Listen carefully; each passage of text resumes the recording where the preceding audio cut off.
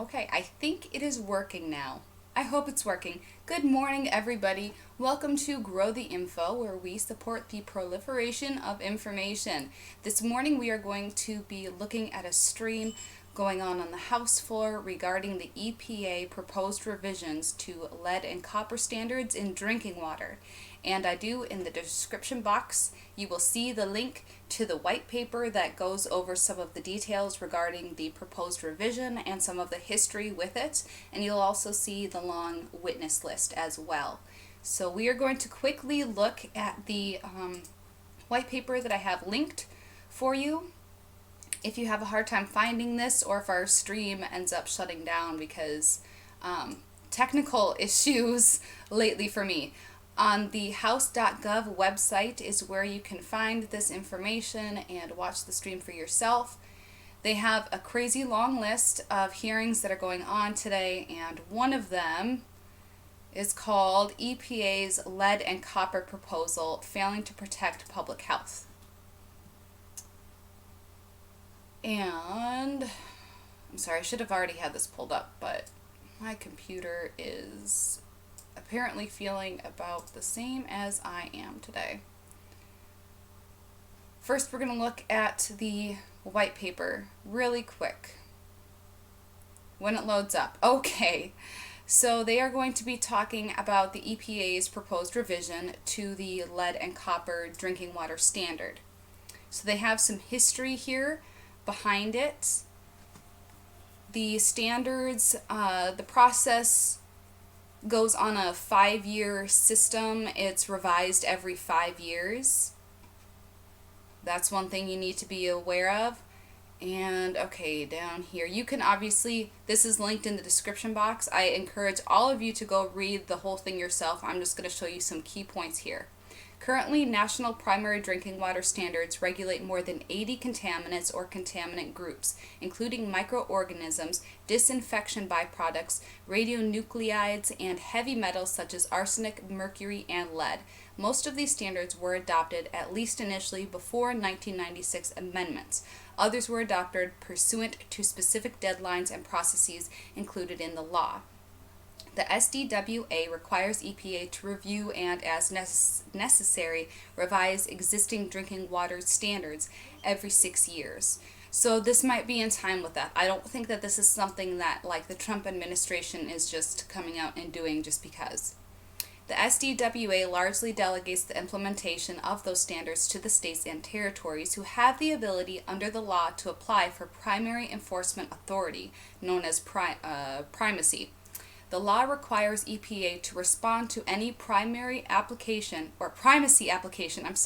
within 90 days and grant primacy for any state or territory demonstrating that its requirements are at least as stringent as federal requirements.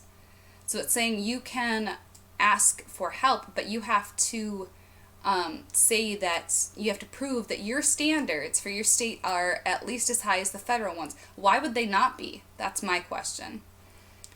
Okay, so it goes on. I know a lot of us know some of the health effects, but it does state some health effects of these heavy metals if you're not aware. But it says, despite these risks, lead was used in the production of drinking water pipelines, plumbing fixtures, and solder until SDWA prohibited such use in 1986. Many lead service lines, and they refer to it later on as LSL, and fixtures are still in use and are the primary source of lead in drinking water. So even though they banned the use of lead in the pipelines because it had already been used for so long, like, they can't, go back and tear up all of the pipelines. Since 1991, the MCLG for lead has been set to 0. The EPA and Centers for Disease Control and Prevention agreed that lead is harmful to people's health and that there is no known safe level of lead in children.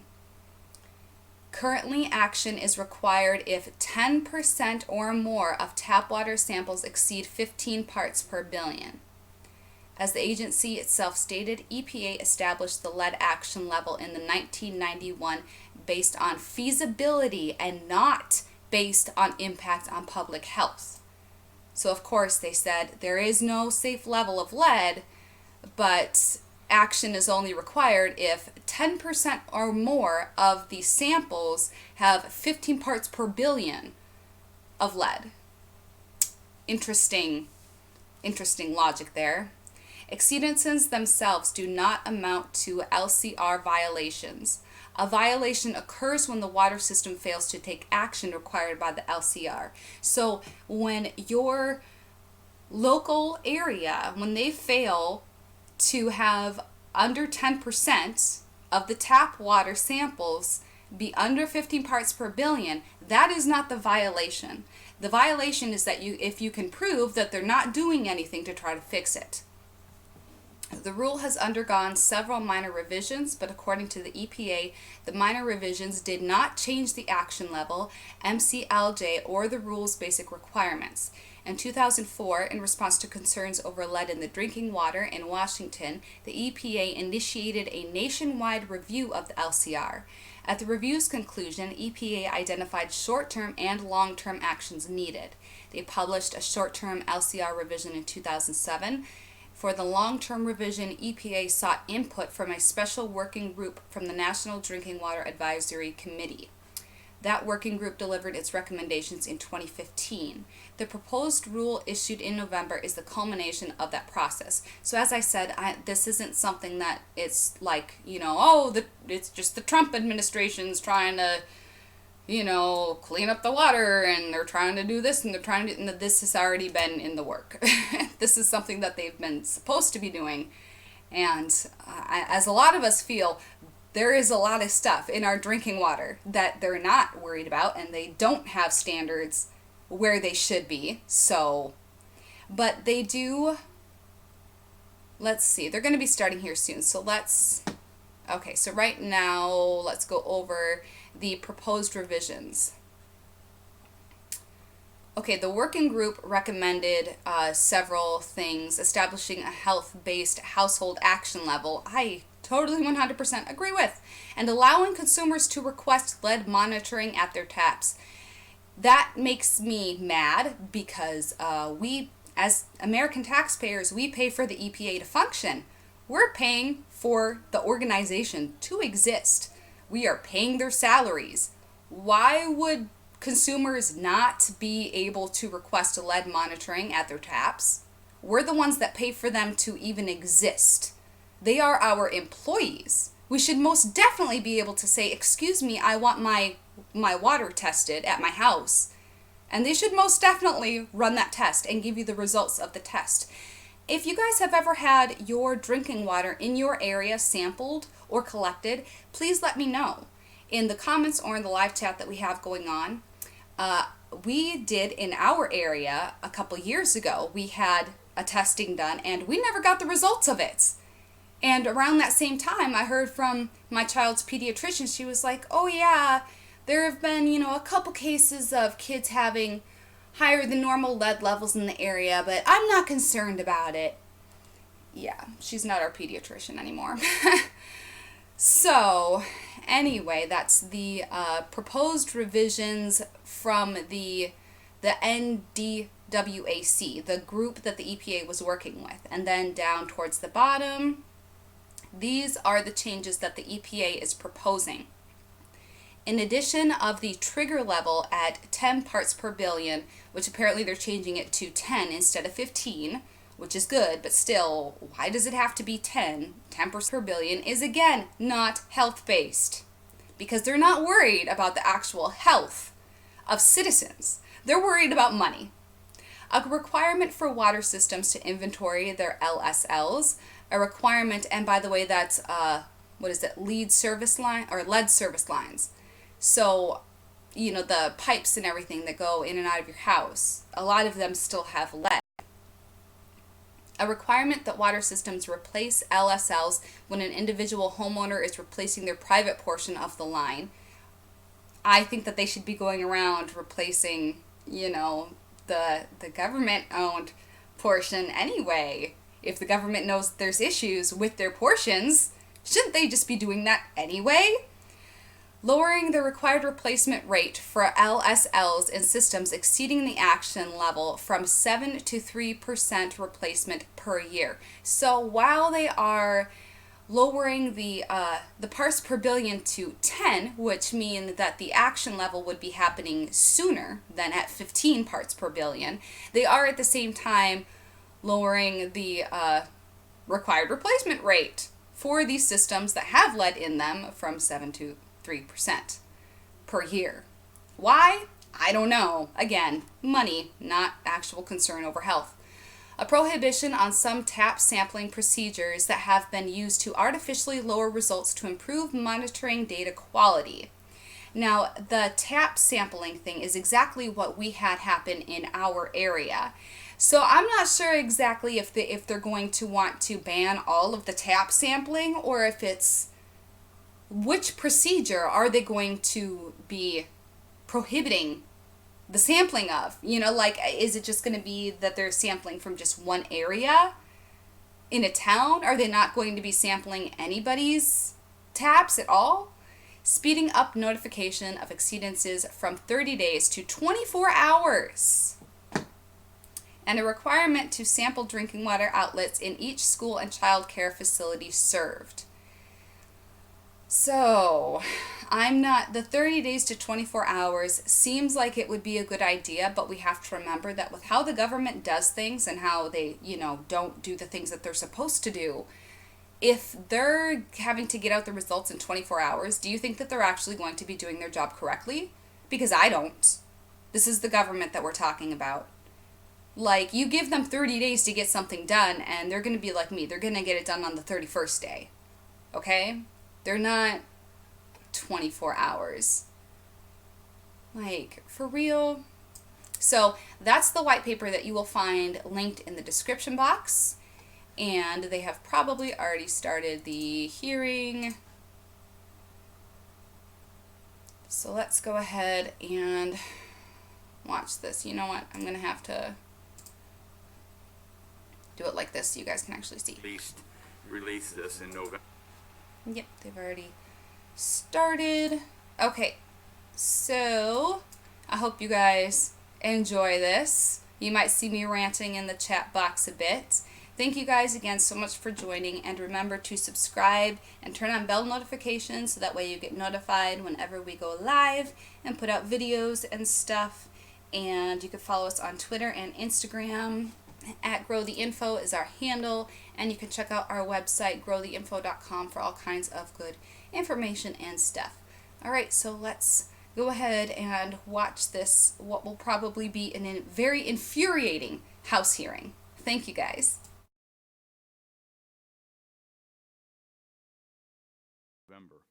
This updated rule has been greatly anticipated by the regulated stakeholders and the general public, and since its release, many have expressed strong feelings about its contents and whether it does too much or not enough.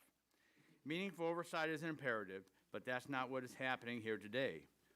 Why? To the best of my knowledge, the decision to have this hearing was made just over 7 days ago, an amount of time that barely meets the requirements of the committee's rules.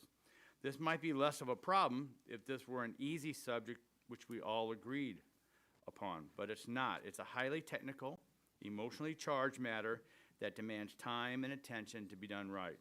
Moreover, it seems we're continuing a pattern of complaining about the agency without affording them the opportunity to explain themselves. The EPA has been clear with us in the past that a week's notice isn't sufficient to provide members the detailed context and answers that we expect.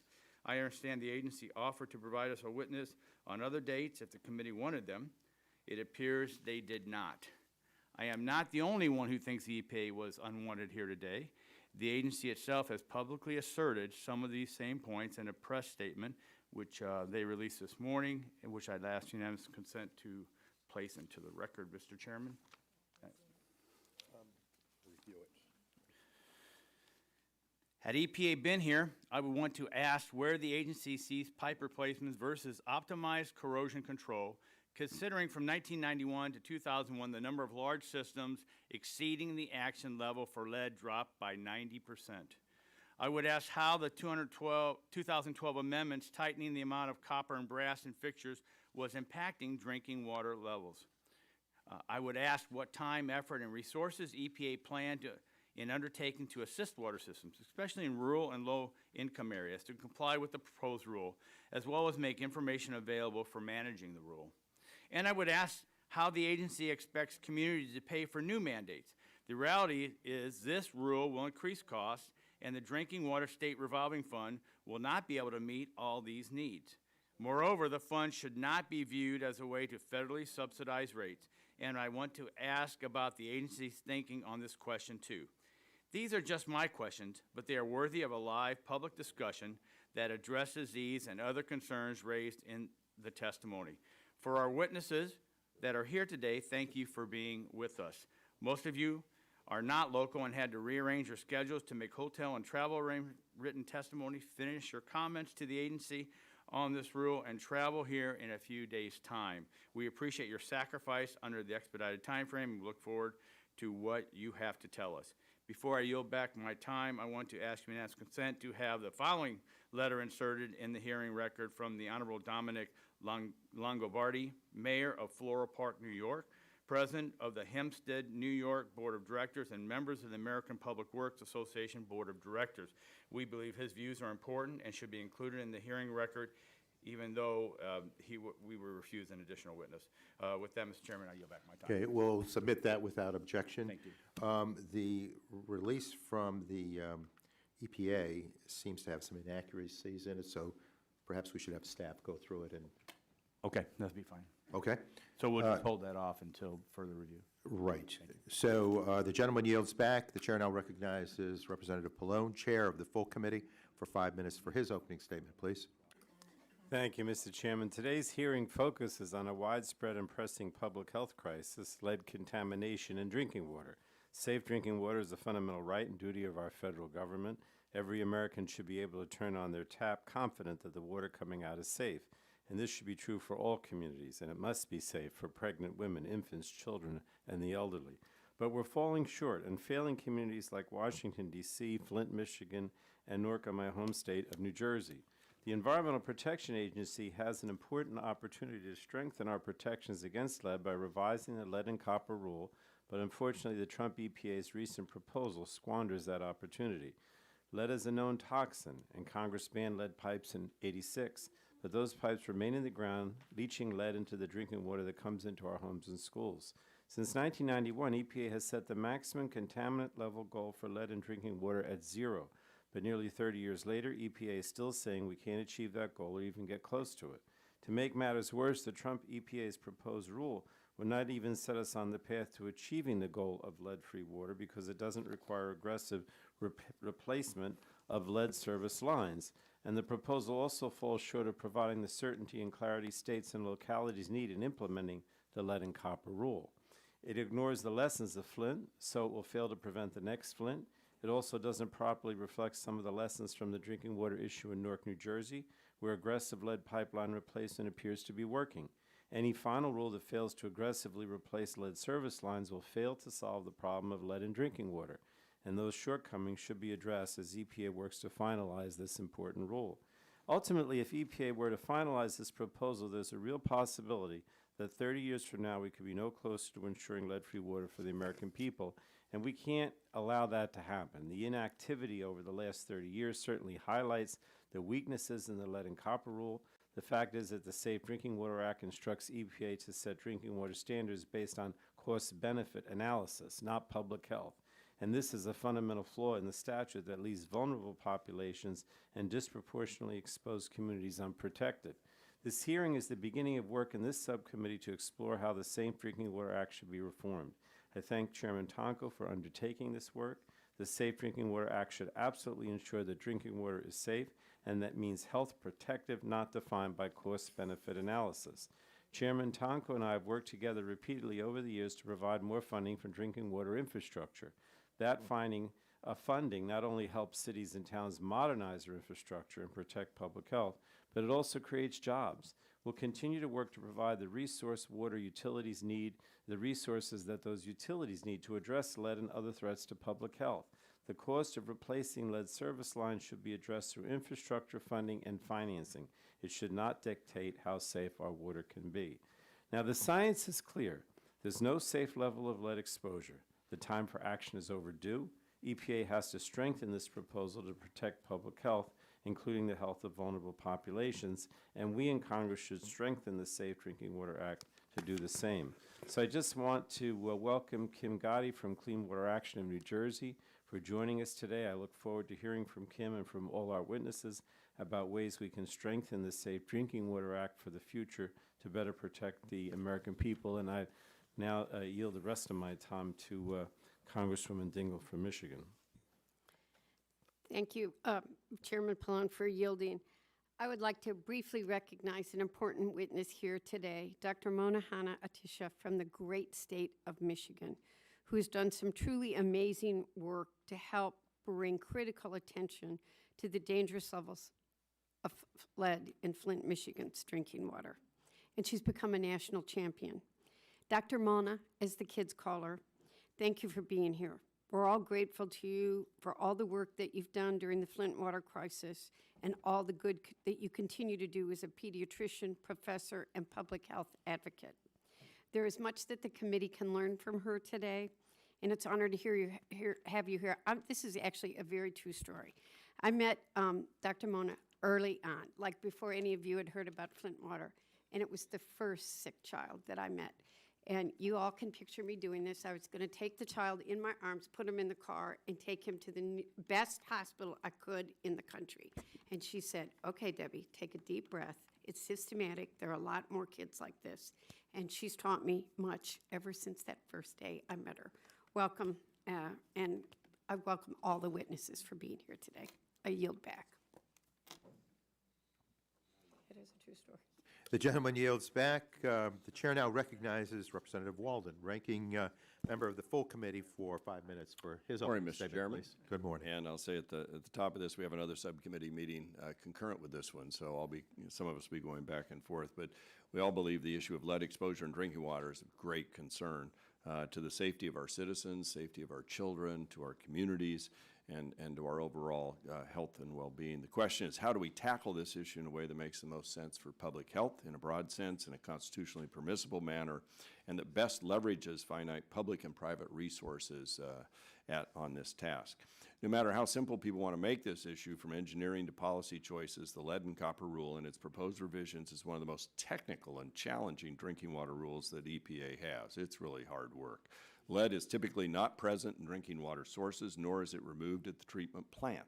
Moreover, as raised in testimony of the witnesses from the Association of Metropolitan Water Agencies, even if every lead service line in the country were replaced, lead-tainted home plumbing fixtures and piping would continue to present lead exposure issues, my understanding.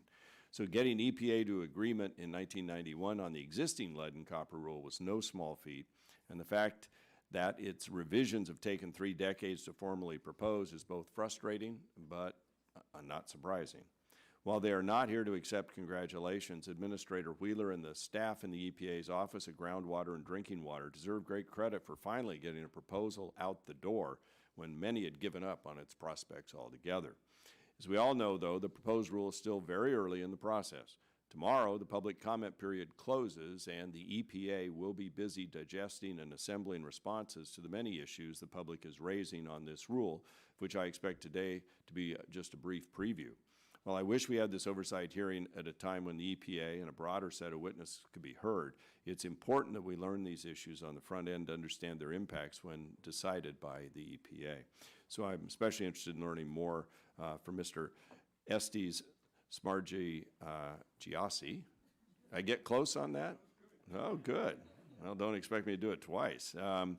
Get it right. And other municipal officials about the impact the mandates this proposed rule will place on drinking water systems, particularly unfunded mandates, because that's something we have to be aware of. The Drinking Water State Revolving Fund program in the Safe Drinking Water Act owes its existence entirely to a congressional desire to address unfunded mandates posed by federal regulations, not to subsidize rates or chase other collateral goals. I also want to understand from these same folks whether this rule strikes the correct balance between addressing lead pipes, their treatment or replacement, in a cost-effective way for citizens and local governments. So we must also be careful not to avoidably have federal law and state and local requirements conflict, in turn shakes new lead into the system. I also want to better appreciate what economic and practical impact this rule might have on local planning related to other emergency services like fire safety, sewage, and telecommunications. And finally, I'm interested in learning from Commissioner Bobbitt as a rural elected official. I think we must look at the cost of this rule to taxpayers, states, communities, and the federal government. Every finite dollar we spend here is $1 less we can spend on other public health priorities, and we have a lot of those.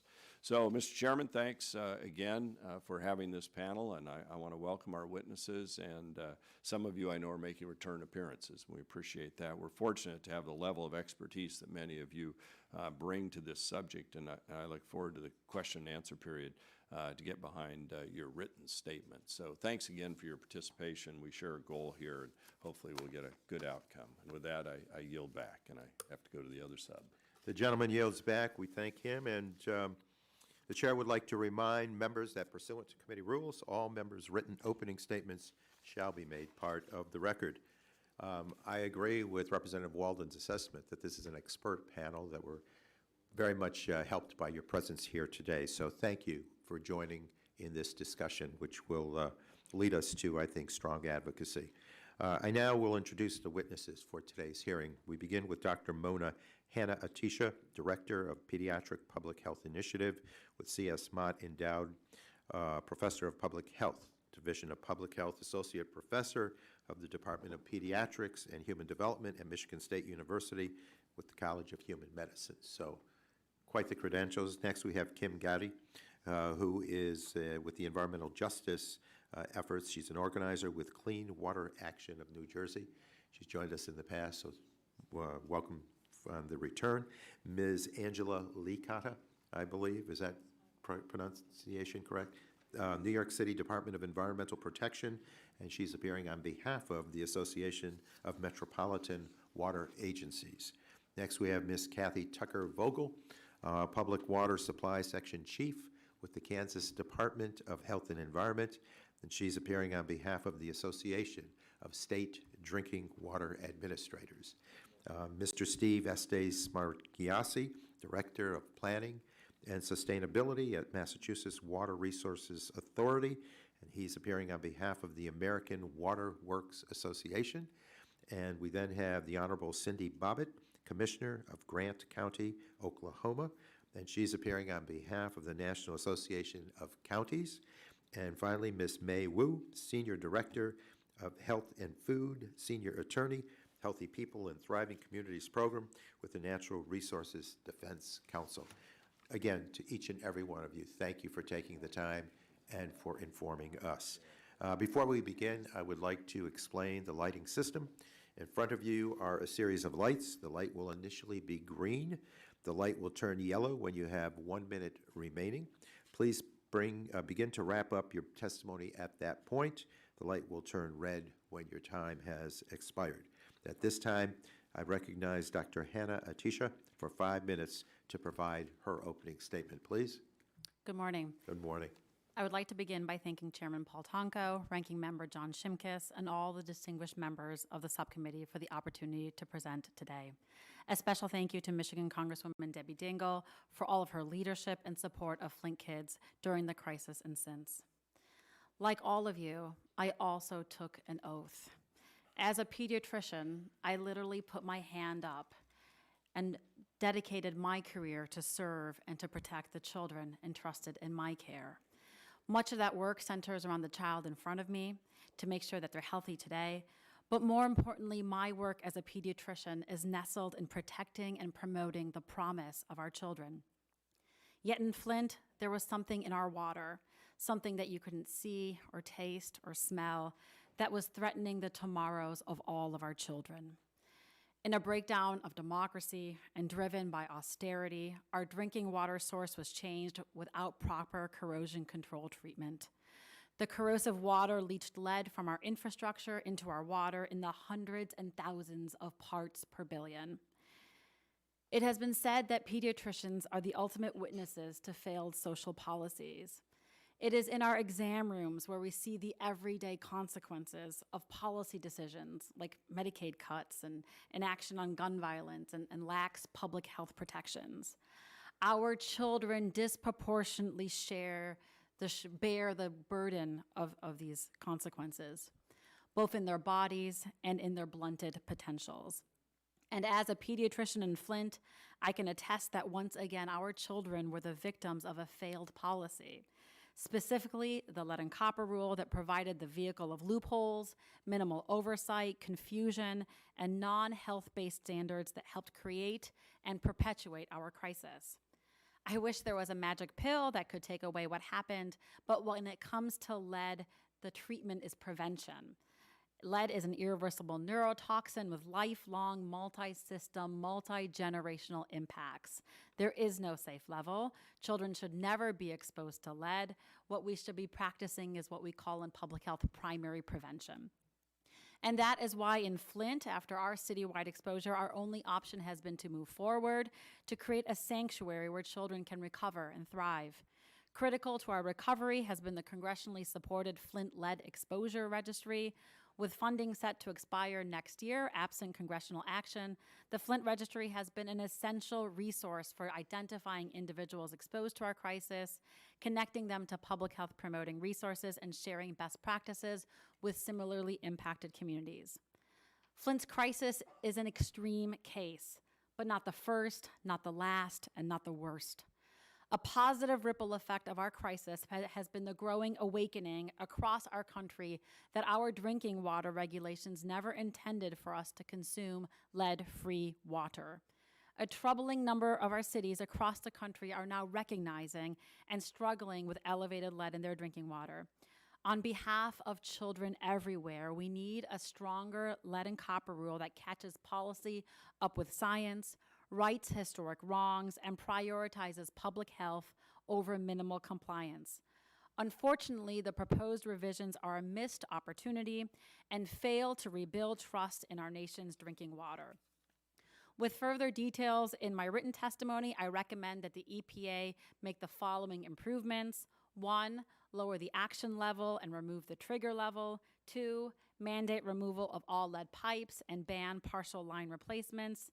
3, improve sampling to better detect lead in water, especially the contribution from service lines. And 4, improve communication, public health, and transparency.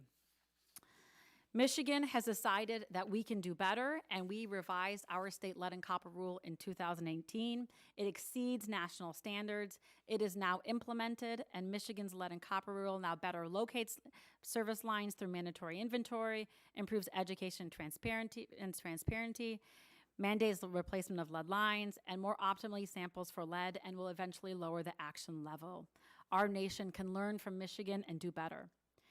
In conclusion, in 1969, a scientist warned that the problem of lead is so well defined, so neatly packaged, with both causes and cures known, that if we don't eliminate this social crime, our society deserves all the disasters that have been forecast for it. We've come a long way, but we have more to go. We have not eliminated this social crime. And as a pediatrician, I continue to diagnose in the bodies of our children the consequences of our collective inaction and paralysis. Thank you for the opportunity to testify, and I look forward to your questions. Thank you, Doctor. And now we recognize Ms. Gaddy. You're recognized for 5 minutes, please, and again, welcome.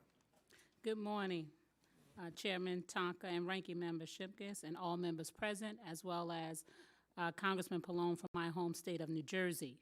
My name is Kim Gaddy, and I'm the Environmental Justice Organizer for Clean Water Action of New Jersey. Clean Water Action is a national organization working in 14 states on environmental and health issues with a focus on drinking water and water pollution. Thank you for the opportunity to address the subcommittee today. Although I live in Newark, I'm also here to lift up the voices of residents in environmental justice communities, to speak about the needs of all communities in New Jersey, and to comment on how this Environmental Protection Agency can improve its proposal to revise the Safe Drinking Water Act lead and copper rule. Our experience with elevated lead levels in Newark points to the need for clear federal requirements for water systems and state permanency agency. We also sorely need increased federal investment in water infrastructure, in EPA and state implementation and enforcement, and in promoting improved managerial operations and communications capacity for water systems. In Newark, we experienced the difficulty of communicating health risk and technical information. At a time when residents needed the clearest possible information, some felt that city officials were not being transparent. The role of our state agency in overseeing our water system's compliance with regulations was not obvious to residents, nor was the role of the EPA regional office. Rules and procedures for water systems need to be straightforward, and the state's responsibilities need to be well defined as well. Newark has taken significant steps to reduce the risk of lead at the tap, including partnering with the state to fully replace, at no cost to the homeowners, 18,000 lead service lines in 3 years. New treatment has been installed and is expected to reduce lead levels by the end of the year. Filters and replacement cartridges have been made available to impacted residents, as well as free water testing. We are relieved to see progress, but we think this crisis could have been avoided, and if we can prevent similar problems in other New Jersey communities and around the country, we must act now. Revisions to the lead and copper rule are not the only solution, but they can help to prevent communities from experiencing what we have gone through in Newark. While water chemistry and treatment play a role in whether lead leaches from pipes and fixtures, removing sources of lead in contact with water is the best way to reduce lead at the tap. Lead service lines are the largest source of lead in tap water. EPA has missed an opportunity to address this source of lead by requiring full lead service line replacement at all regulated water systems. This is an ambitious undertaking, but momentum toward full replacement has never been greater. Water systems across the country are prioritizing replacement, and some have committed to fully replacing all lead service line, including Newark. States are taking action to support this activity in New Jersey as well. EPA's own proposal signals throughout the full lead service line replacement is a desirable goal that is achievable. EPA proposes that water systems submit lead service line replacement plans that include a wide range of details that will be involved in setting up a replacement program. While EPA's proposal envisions these plans being used in the event of elevated lead levels, the requirement suggests that EPA has determined that all systems with lead service lines are able to develop such plans. Many other aspects of the proposal indicate that EPA knows that full lead service line replacement is the most obvious way.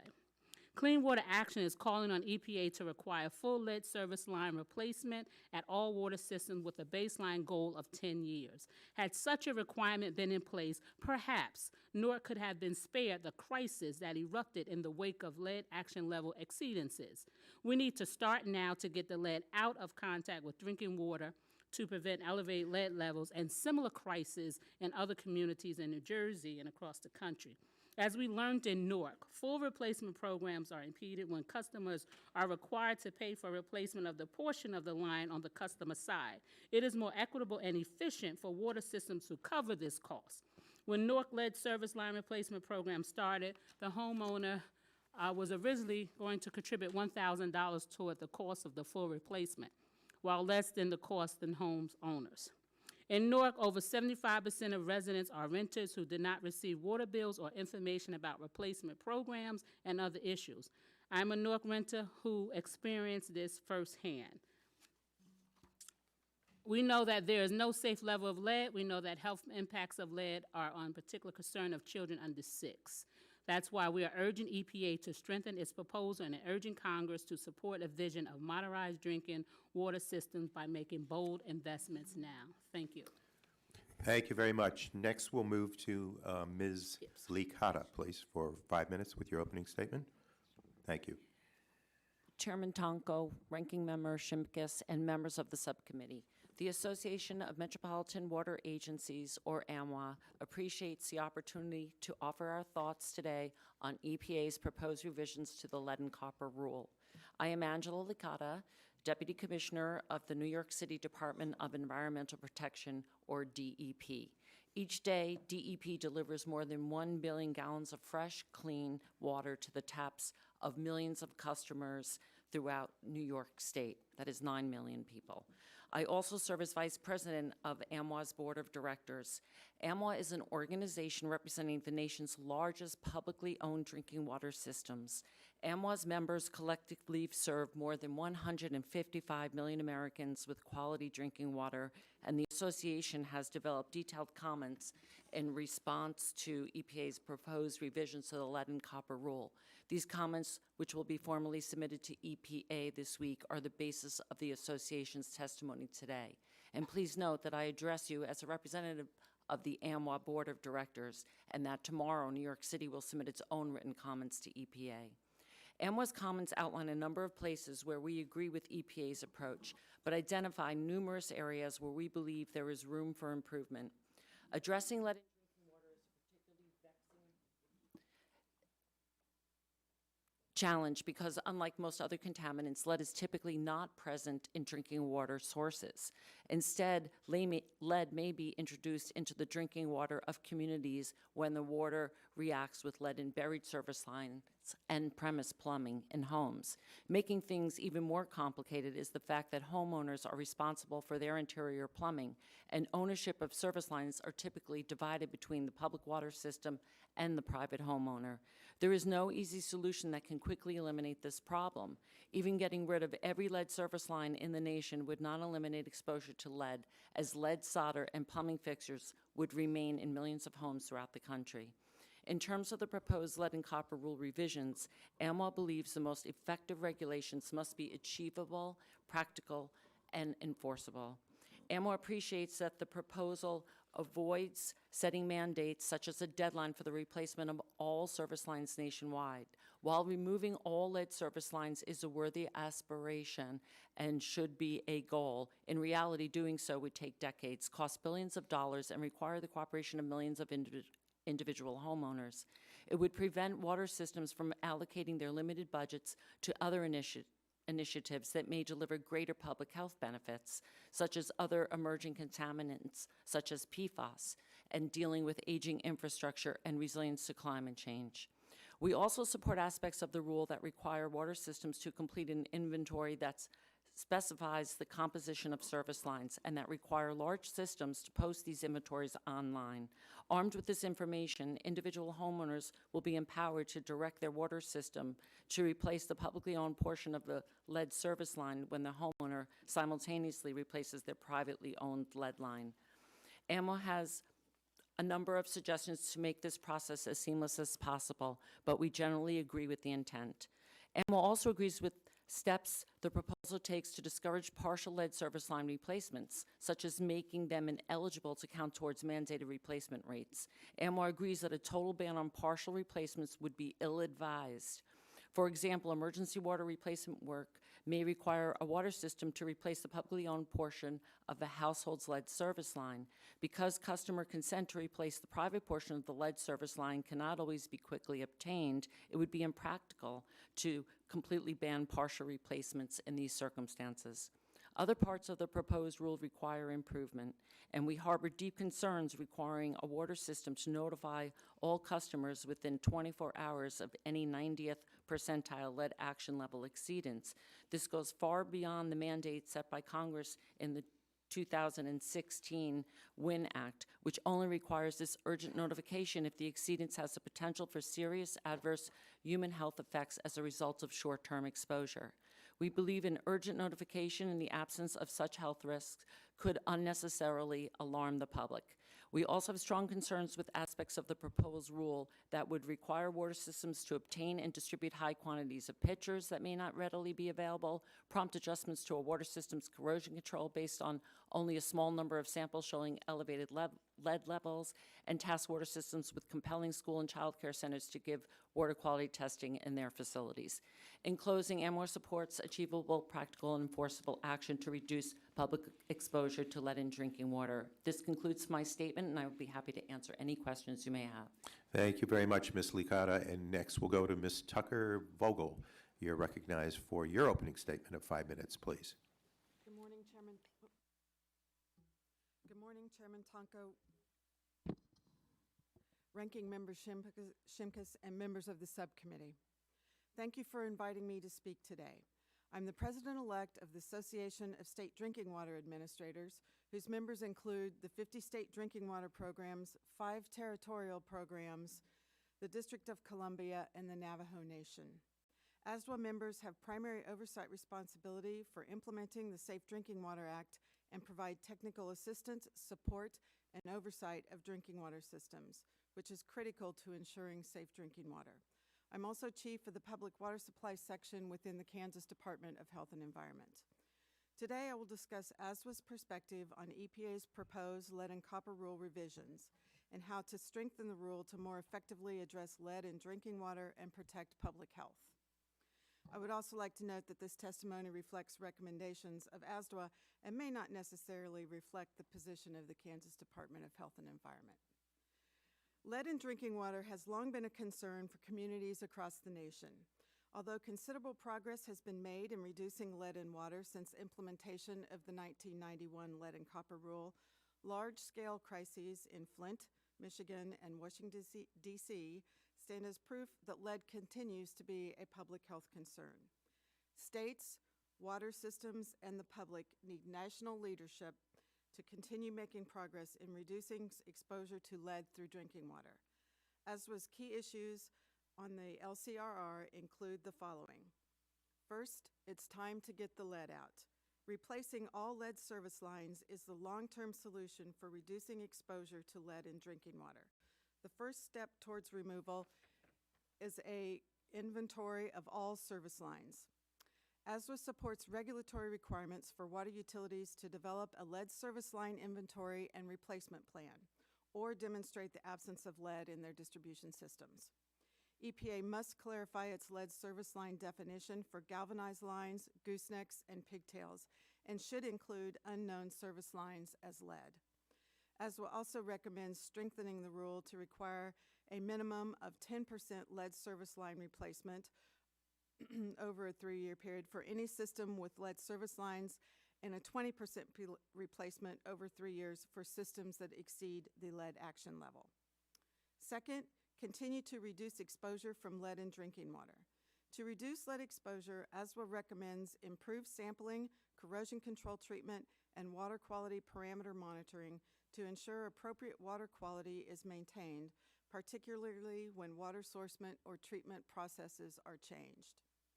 ASDWA recommends sample site assessments proposed as find and fix be included in the final rule to ensure there is appropriate corrosion control throughout the distribution system.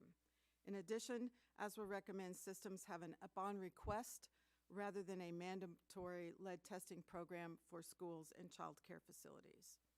Third, work to increase transparency and clarify public notification.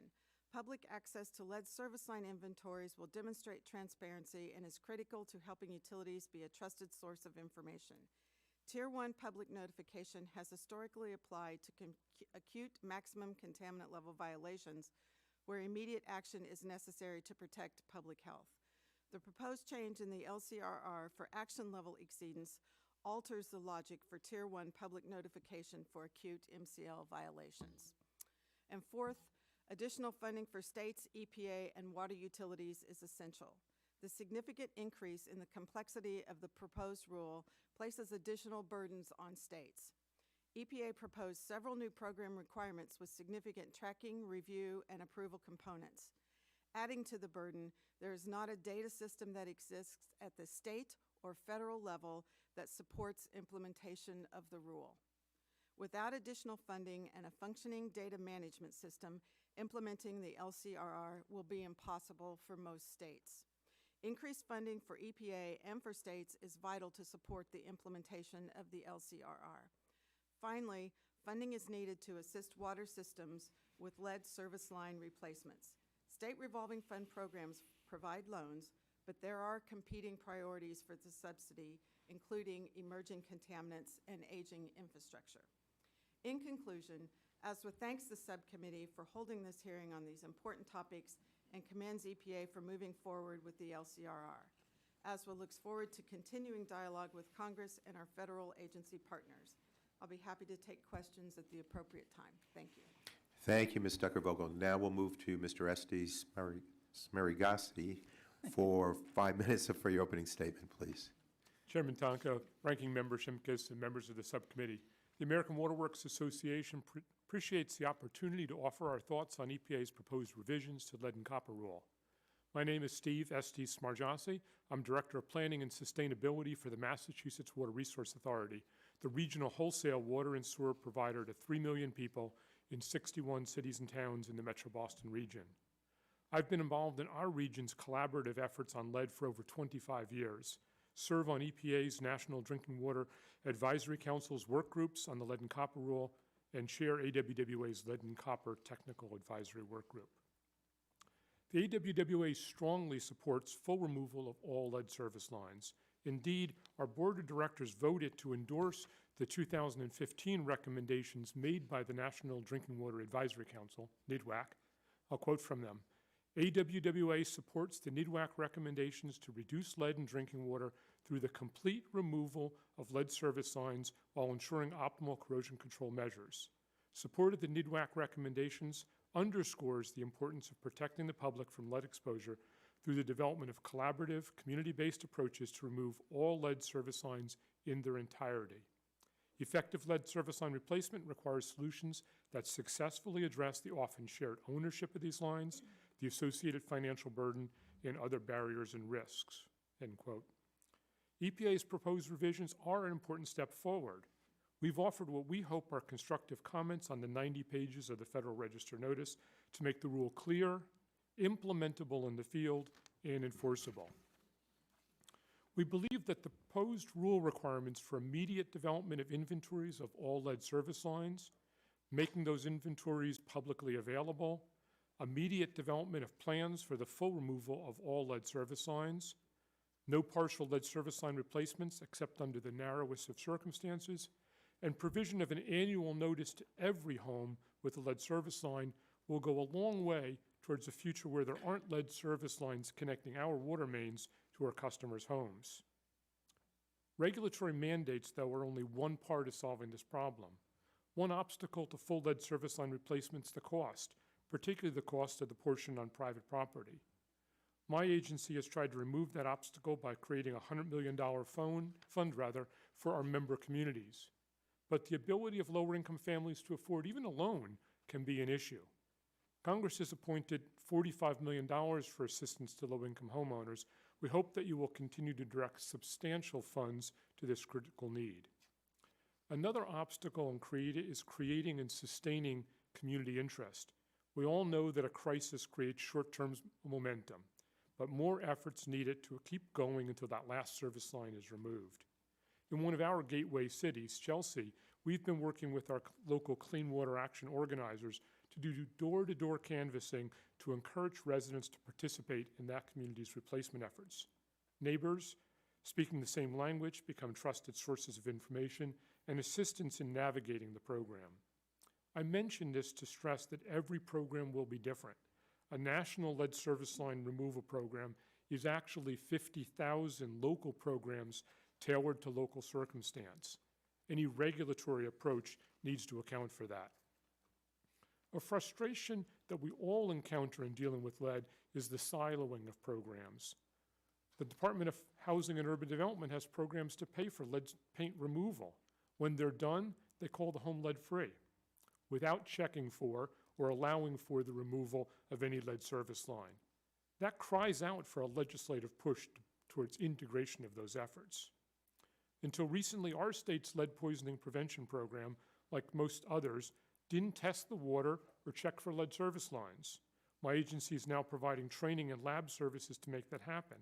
Again, these types of structural program problems could be solved nationally with coordinated efforts by HUD, HHS, and the Department of Education.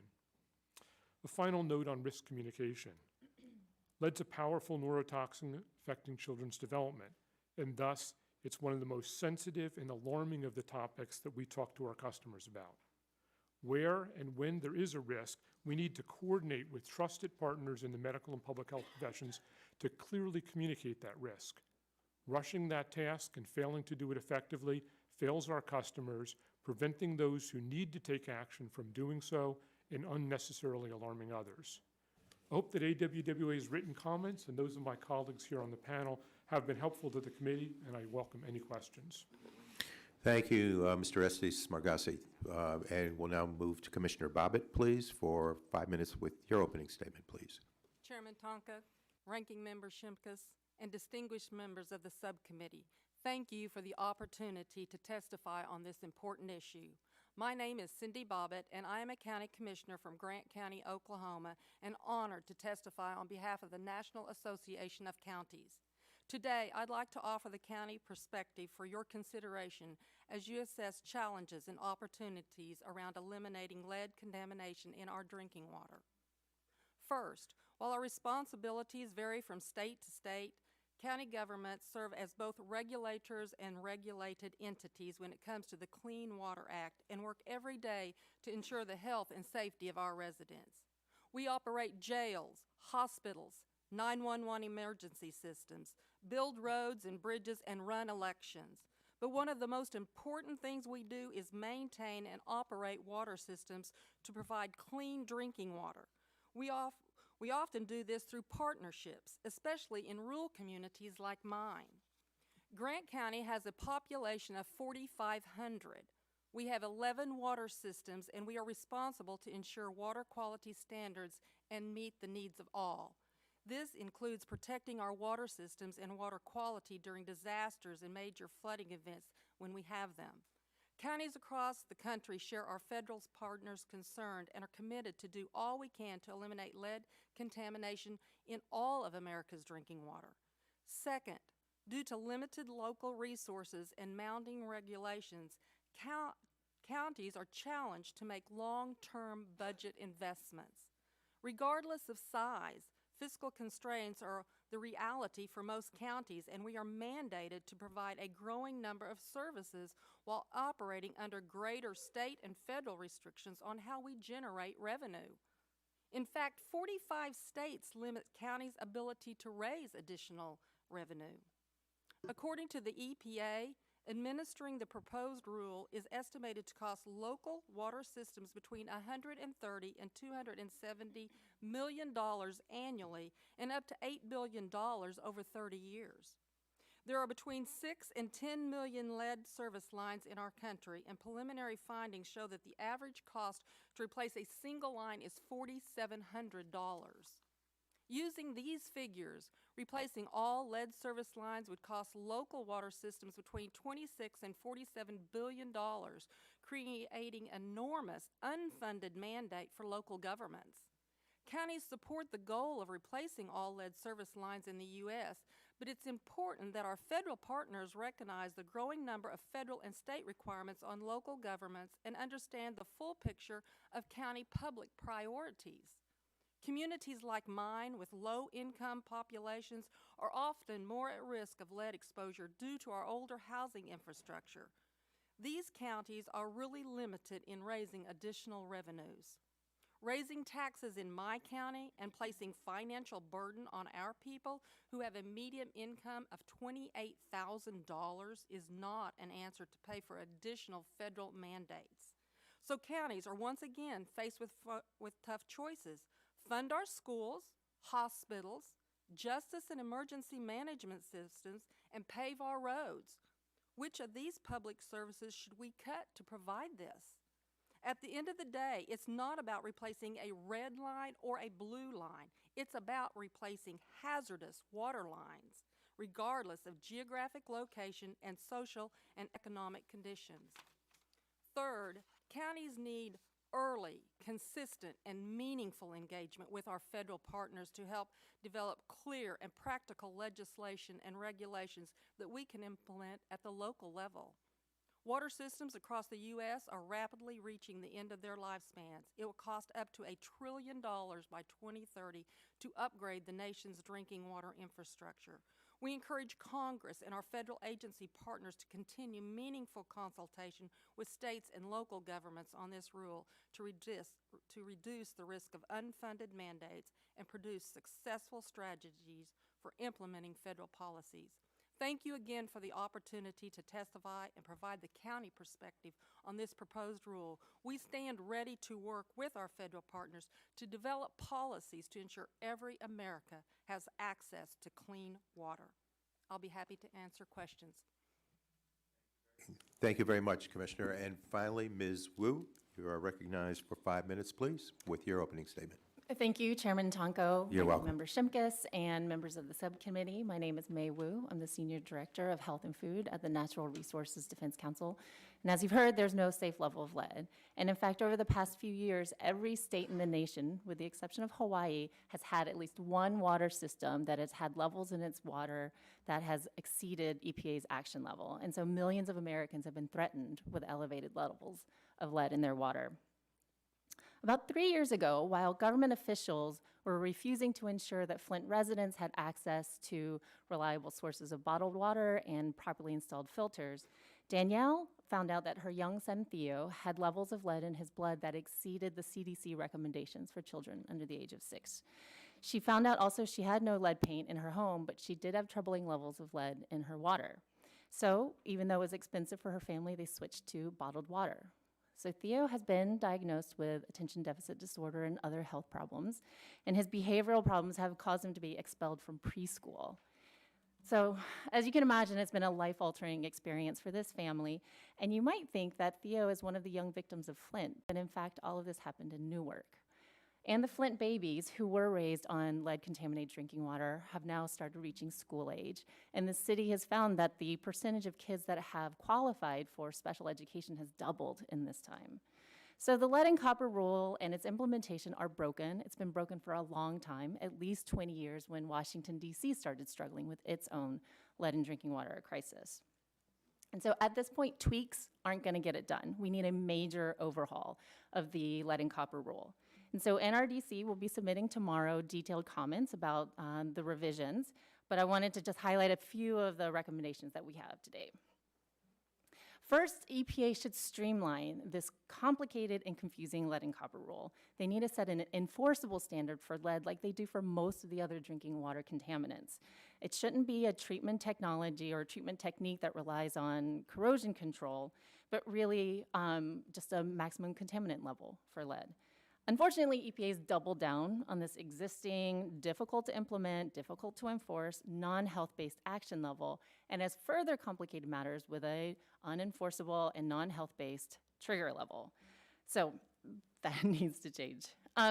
Second, recently, actually, NRDC received an internal memo from Region 5 of EPA that talked about a lot of the problems with the lead and copper rule. And one of the things it mentions, and a lot of the things that you've heard today, is that EPA's revisions have ignored the elephant in the room, which is no matter how well corrosion control is run, unless you remove all of the lead service lines, and that means including the part that runs on private property, you're going to continue to have exposure to lead.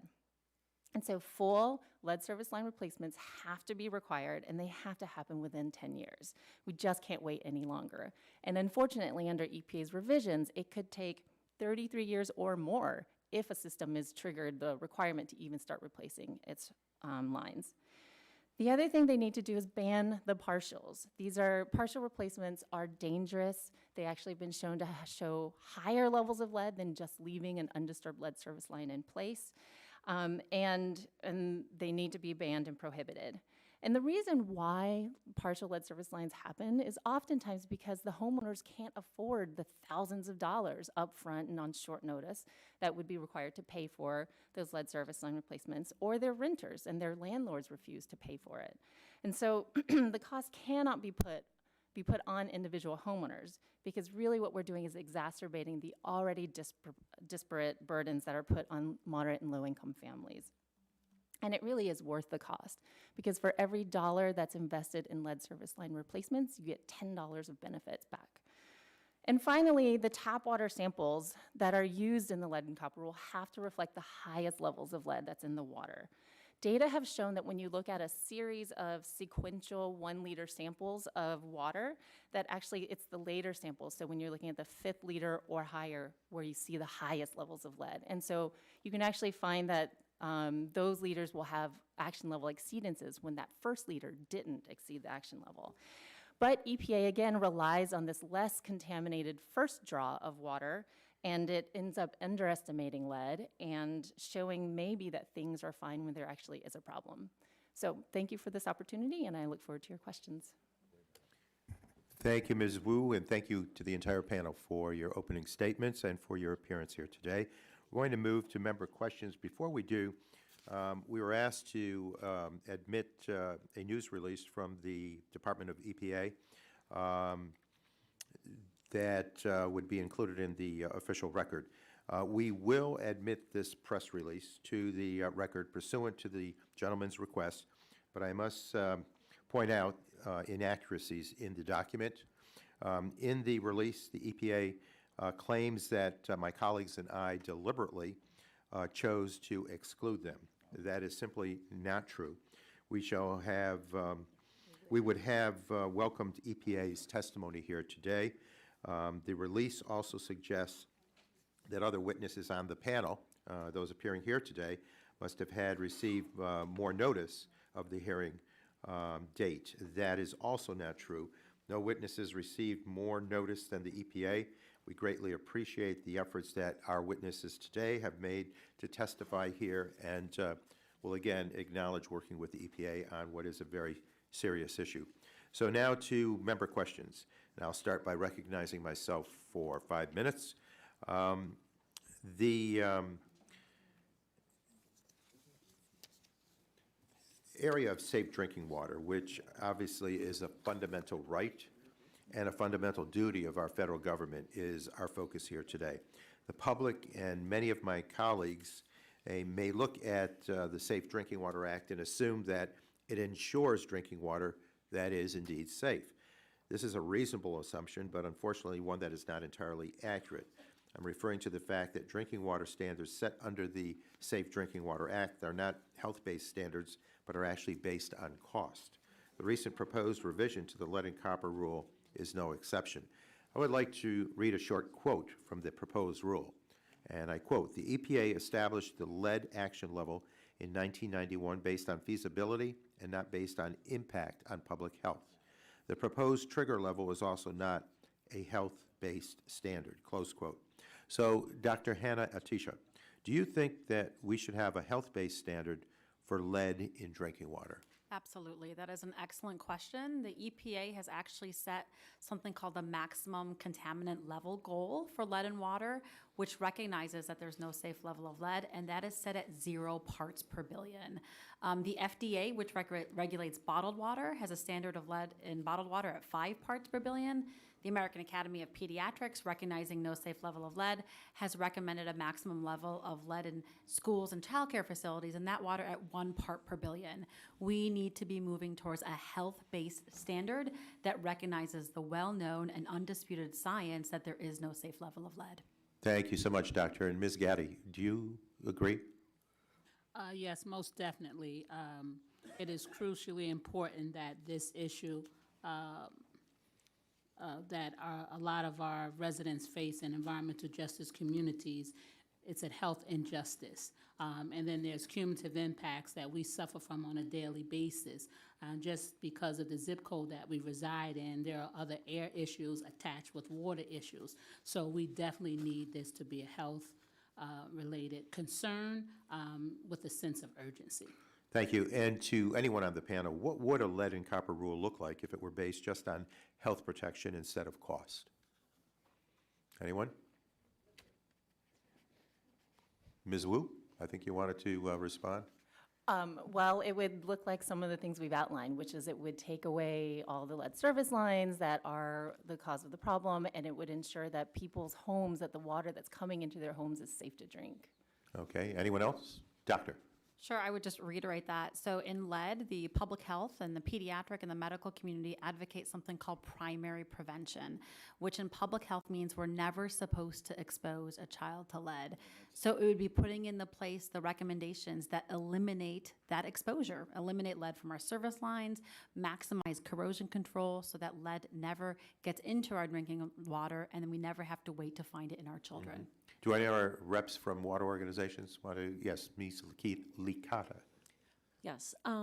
I really believe that it would firmly look at a more integrated approach. I think you've heard from the testimony today that an interdisciplinary approach among agencies as well as the water providers is really necessary in order to address this problem. One of the comments that was made earlier is that the utility can't simply assume authority based on the rule. There are prohibitions against our addressing some of the private sector. We can't force our way into schools. So we would really have to look at this in a more holistic manner and really integrate the approach. Thank you. Feasibility is an important consideration in adopting regulations, of course, because a regulation that cannot be implemented will not improve public health. But we have seen across our environmental laws that protective regulations can drive innovation, making better technologies feasible. For lead in drinking water, we have EPA saying that what is feasible in 2020 is no better than what was feasible in 1991. Ms. Wu, do you agree with that, or can we do better than 15 parts per billion? Yes, I do think we can do a lot better. And I think if you look at examples of the cities across the country who are starting to do full lead service line replacements at no cost to the homeowners, it shows that it is feasible and it can be done and it should be done. Do you know what some of the other countries might do in regard to lead levels? Other countries? Yeah. I am not. Okay. Oh, doctor. My understanding is that the World Health Organization has an action level of 10 parts per billion. Okay. Thank you very much. I will now recognize Mr. Shimkus, Subcommittee Ranking Member, for 5 minutes to ask questions. Please. Thank you very much. I'm going to go by Dr. Mona. And if the World Health Organization says 10 parts per billion, why not 0? Why aren't they saying 0? If everyone says there's no safe level. I completely agree. It should be 0. Okay, there must be a reason.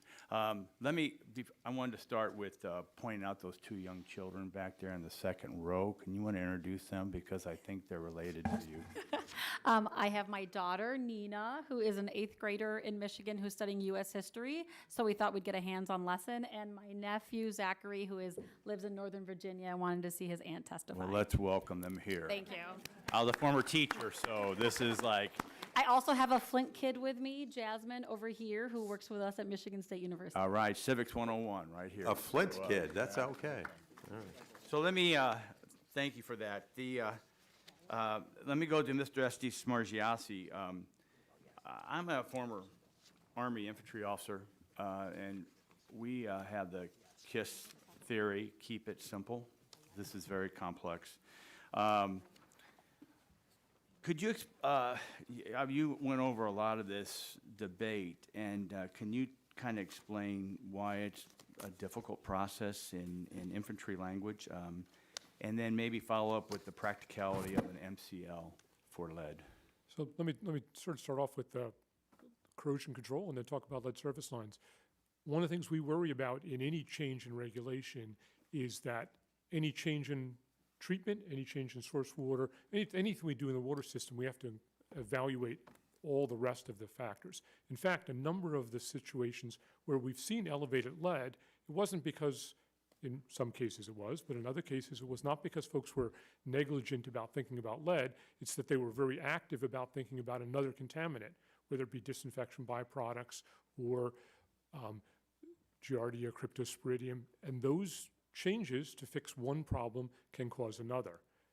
As much as we'd like to think we fully understand corrosion in water, EPA's experts and academic experts frequently disagree with each other and frequently don't have a practical answer for whether a tweak in one thing will cause a deficit in something else. Yeah, we worry about that. And we've seen that too, just on power utilities, where we try to get a cleaner burning to kill the particulate matter, but nitrous oxide goes up. So it's one event affects another, and that's why I appreciate that. That's difficult. So I'm going to go back to Mr. S.D. Smargiassi, Ms. Tucker-Vogel, and Ms. Licata. Some of my colleagues have publicly dismissed this proposed rule.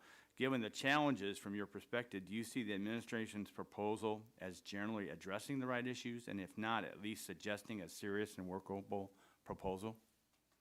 Let's go to Ms. Licata first.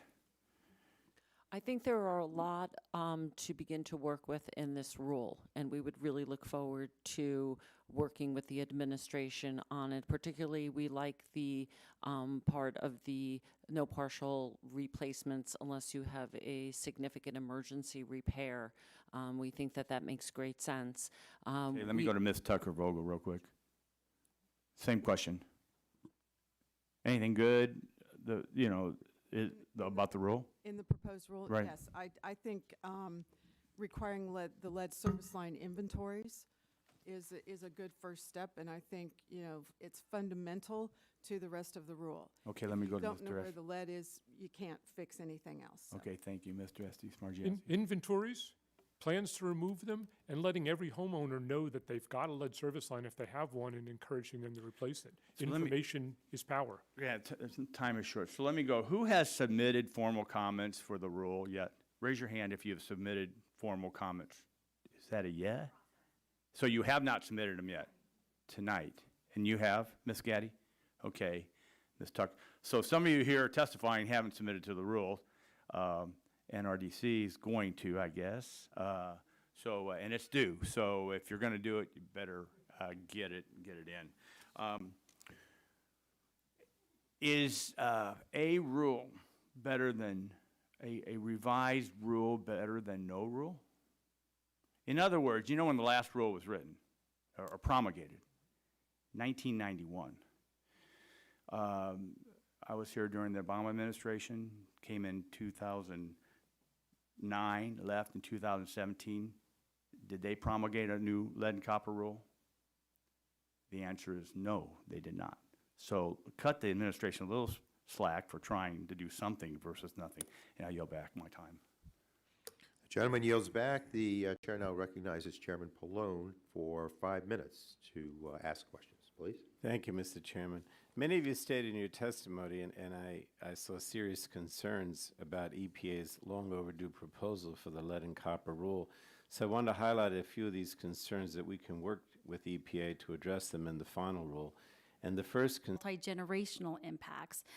There's a recent book out on lead that called Lead a Multi-Headed Hydra, because wherever you turn, there's like a new research study that says there's something bad, that another bad When you say thing. multi-generational, you mean can hand it down from one parent to their children? Absolutely. Research from Detroit shows the epigenetic impact of lead. Grandmothers exposed to lead, you can see those DNA changes in their grandchildren. We also know that children exposed to lead as adults can manifest with high blood pressure, kidney disease, early dementia, gout, and have other life-altering consequences. Sounds pretty bad. I mean, obviously, I don't think this proposal does enough to remove lead service lines. What should we do to prevent exposure through drinking water? I think, once again, the many things that we've talked about, we should find where the lead is, and we should get it out. We should get rid of our lead in our service lines. It's going to be very difficult to get rid of the lead in our home fixtures and faucets, but we can minimize that risk with better corrosion control treatment, with better public education. People can use filters if they choose, if they're concerned, better testing, better transparency. So like many of the things here, we need to this rule should be based on the concept of primary prevention, public health, not on feasibility and what saves money. Now, let me ask Ms. Gaddy, do you think a community can solve lead contamination without removing lead service lines? No, we must start first with removing all the lead service lines and making sure that individuals are informed of where they exist, and then provide the necessary finances for them to be removed. Now, Chris, I'm thinking of Newark in our state, which is undertaking this aggressive replacement of all lead service lines. And I think we can see in coming years that decisive action would offer robust protection for public health.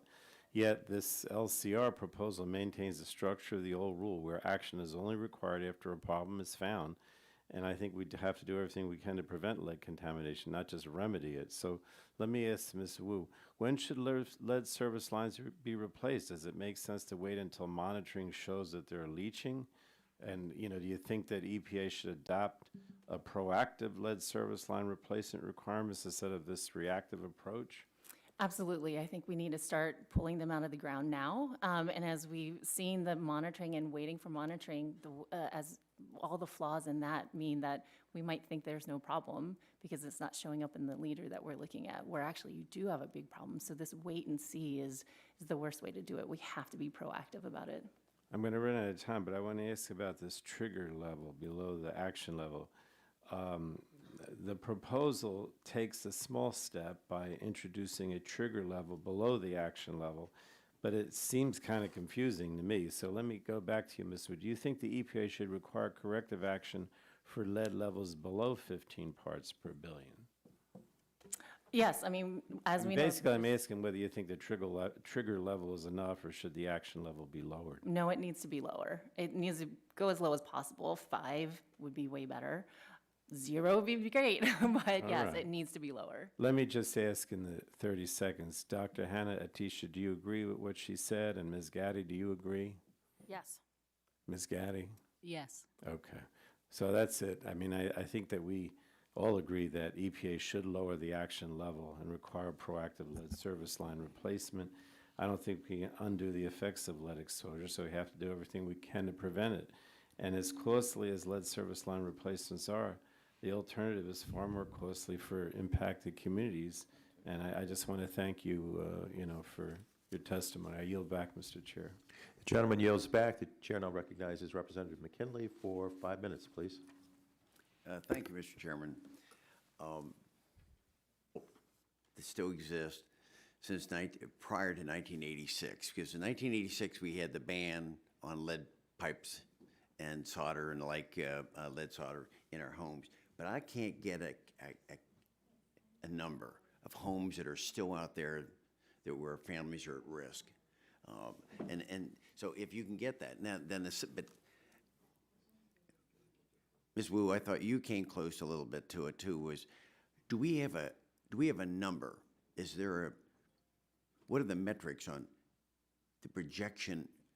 Because there'll be tens of millions of homes. If we got about 100 million homes out there, I'm going to say maybe 40 or 50 of them, we could figure out that. That's what I'm trying to find out. How many homes out there have exposure? So what is the projection to remove the lead-based pipes, fixtures, solder in our residential homes? Does any of you have that number, or is this just something we just whine about? Well,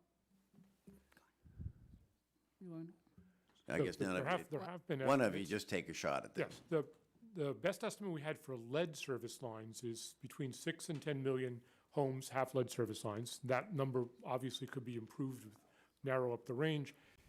You're saying service lines are coming into the house. I want to know how many are in the house.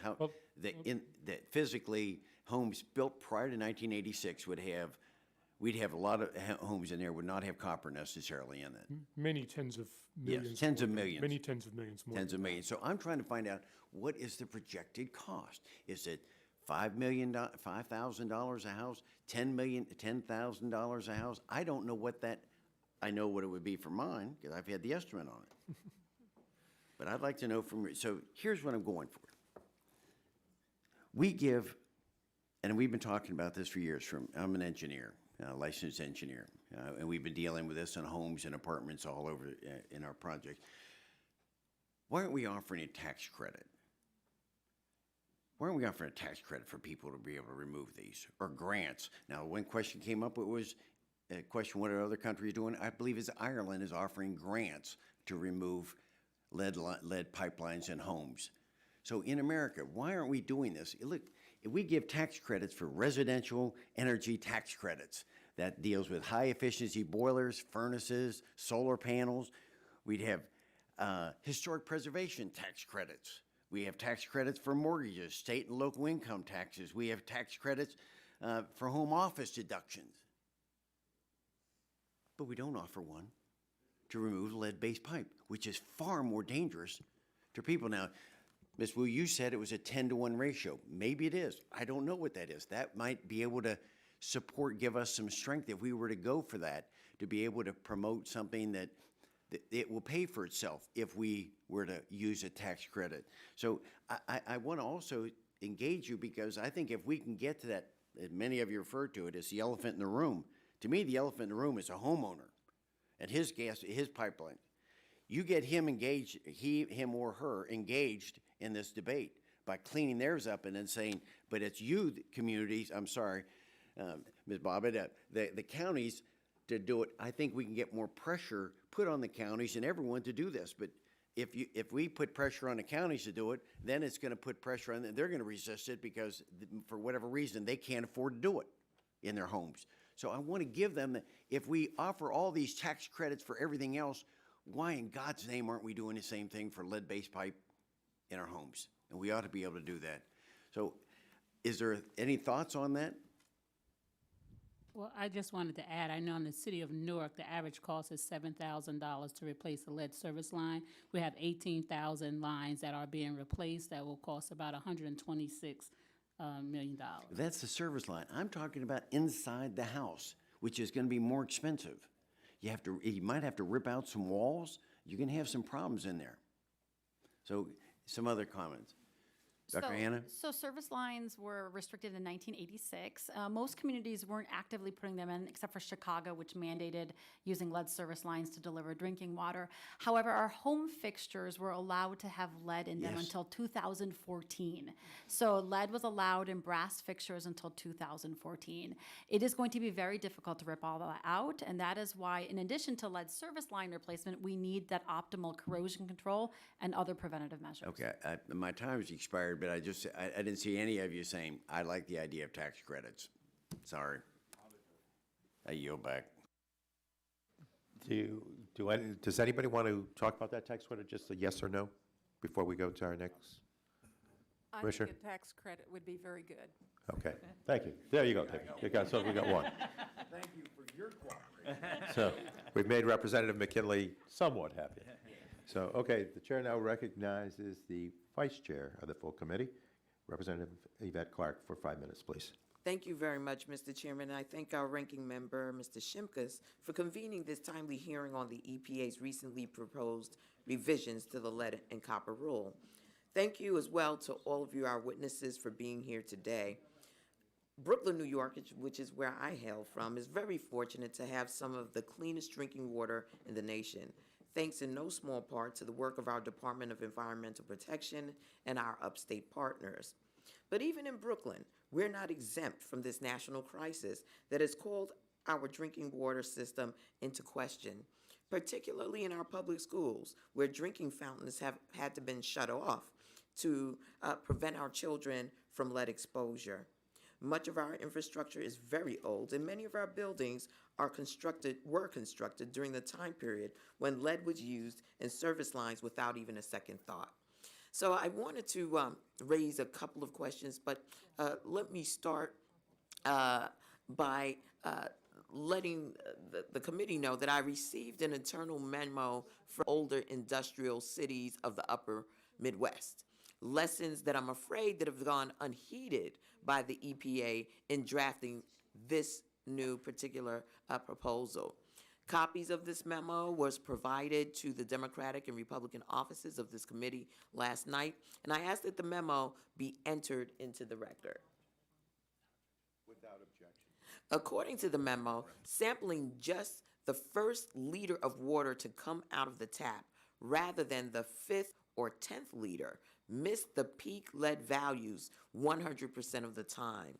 So, Ms. Wu, could you elaborate on this and tell us whether this problem has been solved in this upcoming proposed rule?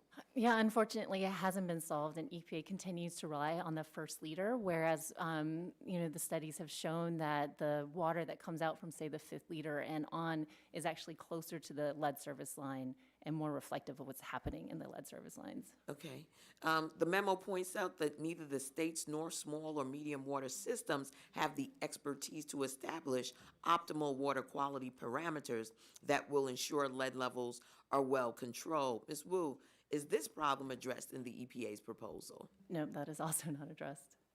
The memo points out that a lot of water systems don't know where their lead service lines are and thus may be missing high lead levels when they go out to sample. Ms. Wu, is this problem addressed in the EPA's proposal? It is not fully or well addressed in the revisions. So this memo says even the best centralized treatment used by a public water system may not prevent the release of lead particles, particles that can be up to 97% lead. Ms. Wu, is this problem addressed in the EPA's proposal? No, that problem is not fixed in the proposal.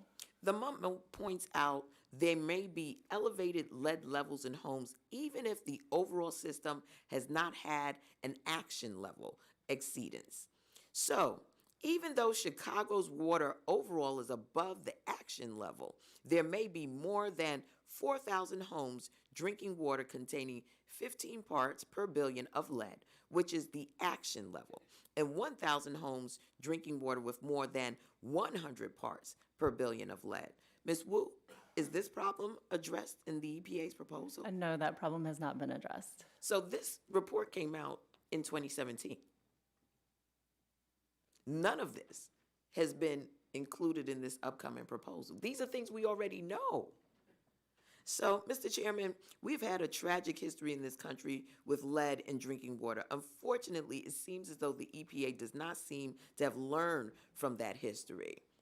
Mr. Chairman, I'd like to, again, make sure that this is put into the record, and I'd like to thank all of our witnesses for being here and lending their expertise. With that, Mr. Chairman, I yield back.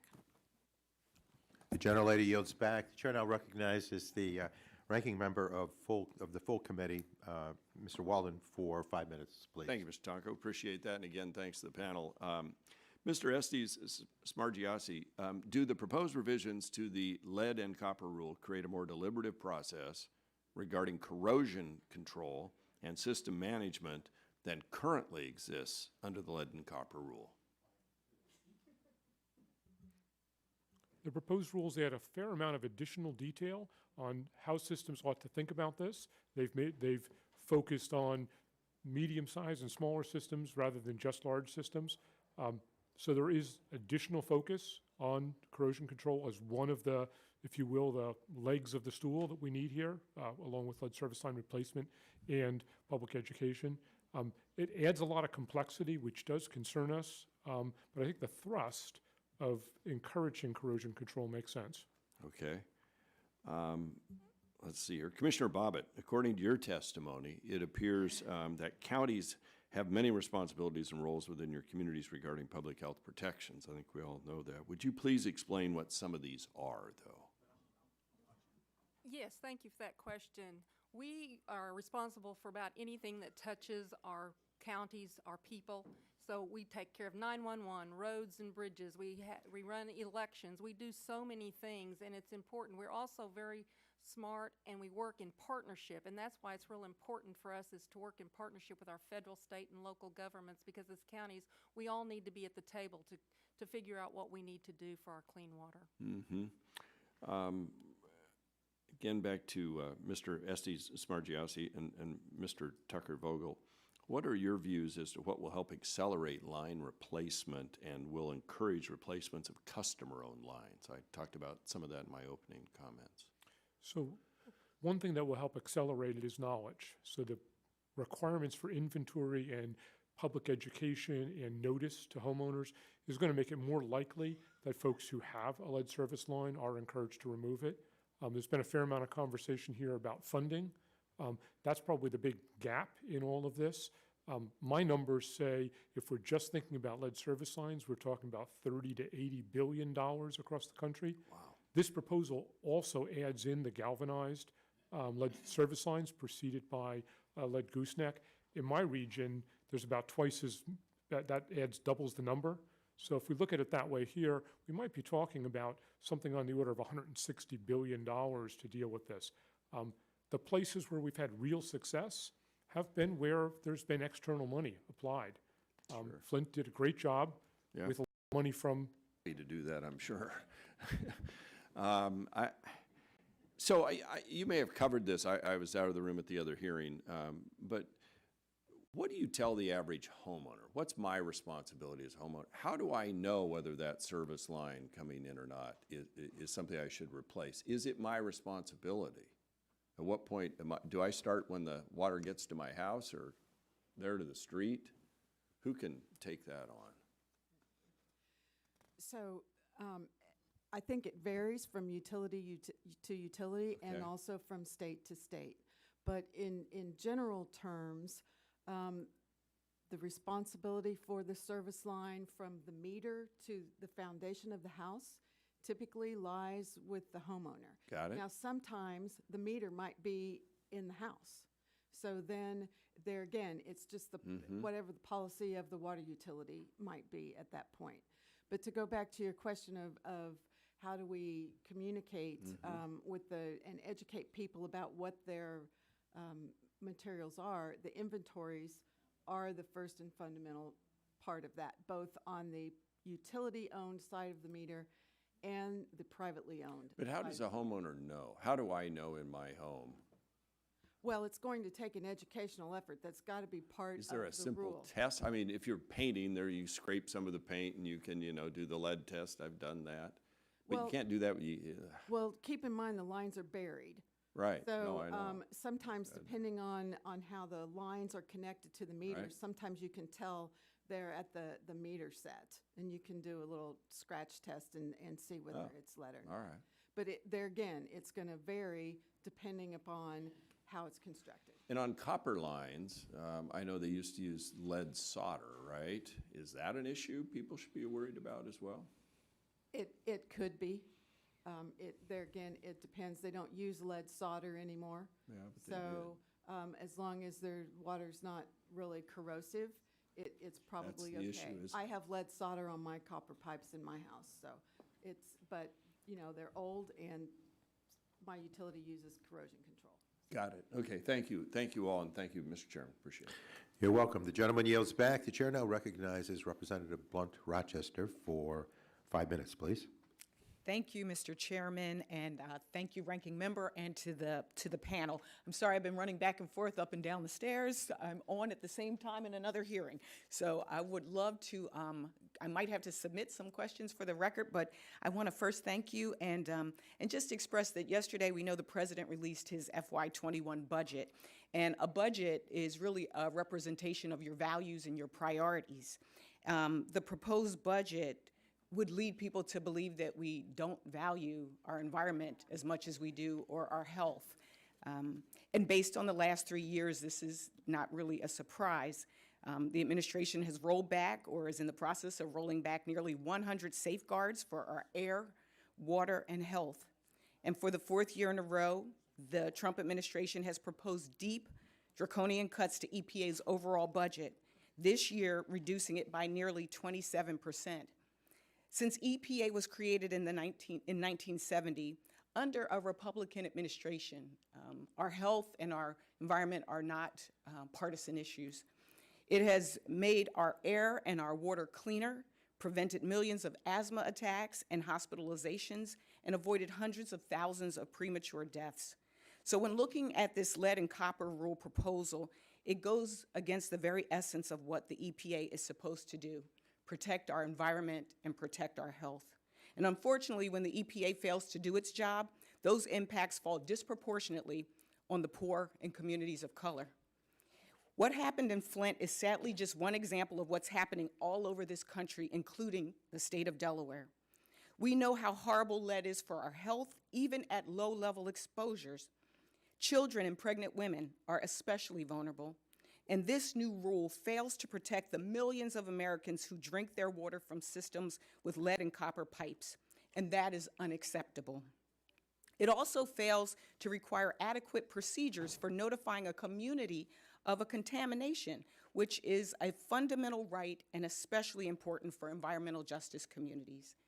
Ms. Gaddy, in your testimony, you highlight that Newark, New Jersey had difficulty communicating health risk and technical information concerning lead levels to the public. We hear a lot about the concern for creating a panic in revealing lead level exceedances too quickly. Do you think that the people impacted by contamination in Newark should have been notified sooner? And in your experience in Newark, does panic arise from too much information or too little? Yes, well, thank you for that question. And I do think that too many of our residents were not informed of the situation early enough. And then when the information came out, it was too much to comprehend at one time. So then there was a sense of panic. In order for individuals to fully engage and understand what is happening and how serious this is to their health, you had to first kind of explain what the problem was. It was 15,000 service lines at first. It wasn't everybody in the city. So when you begin to say, well, only these groups of individuals can receive a filter or are in jeopardy, their health is jeopardized by potential lead, so now the other 50,000 in that particular ward or 75 in another ward is like, why not me? And so then it created this whole confusion, but there was a lack of transparency up front as well. I do believe that there was missteps along the way. There was a lack of communication between the administration and the health department, because this was a health issue that should have been addressed from the health department as well as with the water department. And because there was disconnects along the way, individuals didn't connect that this is something that is poisoning my family. Thank you. And I'm going to shift to Dr. Hanna-Attisha. Following along those same lines, do you agree that it's important to inform residents? And also, what's the difference that a timely notice can make in exposure to lead to children and to the harm that could be done? Absolutely. We definitely need more transparency, more communication. After Flint happened, in a bipartisan manner, Congress passed the EPA notification bill, which says that if there's lead in the water, people should be informed of it. It's kind of crazy that we needed a bill for that to happen, but this is a step in the right direction. People need to know if there is a concern so that they can take the No, it could do a lot more to make sure they get notification in time. And in your testimony, you highlight that sampling requirements are weak and that repeated sampling frequently identifies lead levels that were not identified in previous sampling efforts. You propose that sampling should be taken from every tap in schools and childcare facilities twice a year. What is your recommendation for frequency of sampling done outside of schools and childcare facilities? Well, for the frequent, I mean, first and foremost, the most important part is to take the samples that are from the leader that shows what's happening in the thing, or in the lead service line, right? And so that's most important. And then the frequency of sampling is, more frequent is always going to be better. Thank you. My time is expired, and I yield back. The gentlewoman yields back. The chair now recognizes the gentleman from Missouri, Representative Long, for 5 minutes, please. Thank you, Mr. Chairman. Thank you all for being here today on this important subject. And Ms. Tucker-Vogel, unfunded and underfunded mandates have always been a concern for states, and proposed revisions to the lead and copper rule offer no additional funding for states' implementation of federal requirements. What impact would this rule have on the state finances for drinking water programs and enforcement? Well, it will have a significant impact. I think if you look at the full testimony that we submitted, and also our comments that ASWA submitted with the lead and copper rule, you will find that the increase is significant, and without additional funding from EPA, I'm not sure how we will be able to fully implement the rule. Also, replacement of the lead service lines, both on the public and private side. There'll be additional funding required for that as well. Assuming that the public water systems supervision grants are fully funded at $150 million per year, would states be able to fully implement the proposed rule as well as all of the other items that are required to do part of their primary enforcement responsibilities? So I'd like to reiterate that states will not be able to implement this rule at all if we don't have a functioning data management system, which we currently do not have, either at the federal or state level. Our Safe Drinking Water Information System, otherwise known as SIDWIS, currently does not have the capability for us to track all of the new requirements that are in the proposed regulations. So that's a significant issue for states. Okay, thank you. And Commissioner Bobbitt, according to your testimony, it appears that counties have many responsibilities and roles within your communities regarding the public health protections. And I know that Chairman Walden earlier, Ranking Member Walden, this committee, I guess, but Ranking Member Walden asked you a little bit about this, but with competing demands, how do you prioritize all the services in your community? thank you for that question. That's a great question because it's a very difficult task. But like everybody else, we have to balance our budget the same as you do in your home and at your budget, and the same as our federal government has to balance their budget, and our state has to balance their budget, so do counties. So we have to prioritize. Obviously, we look at safety first, and we're always very proactive about looking at what is impacting our environment. So we have to prioritize, but we do look at safety first. Okay, thank you. And Ms. Tucker-Vogel and Ms. Licata, both of you raised concerns about the proposed regulatory revisions regarding making public water systems responsible for testing drinking water at school and child care facilities, which we all want, of course. Ms. Licata, what technical coordination and or funding challenges might this approach pose for water system operators? Yeah, so we, as a utility for New York City, are greatly interested in supporting the schools and daycare centers to the best of our abilities with testing and the knowledge of what may exist within their facilities and where they may have their lines.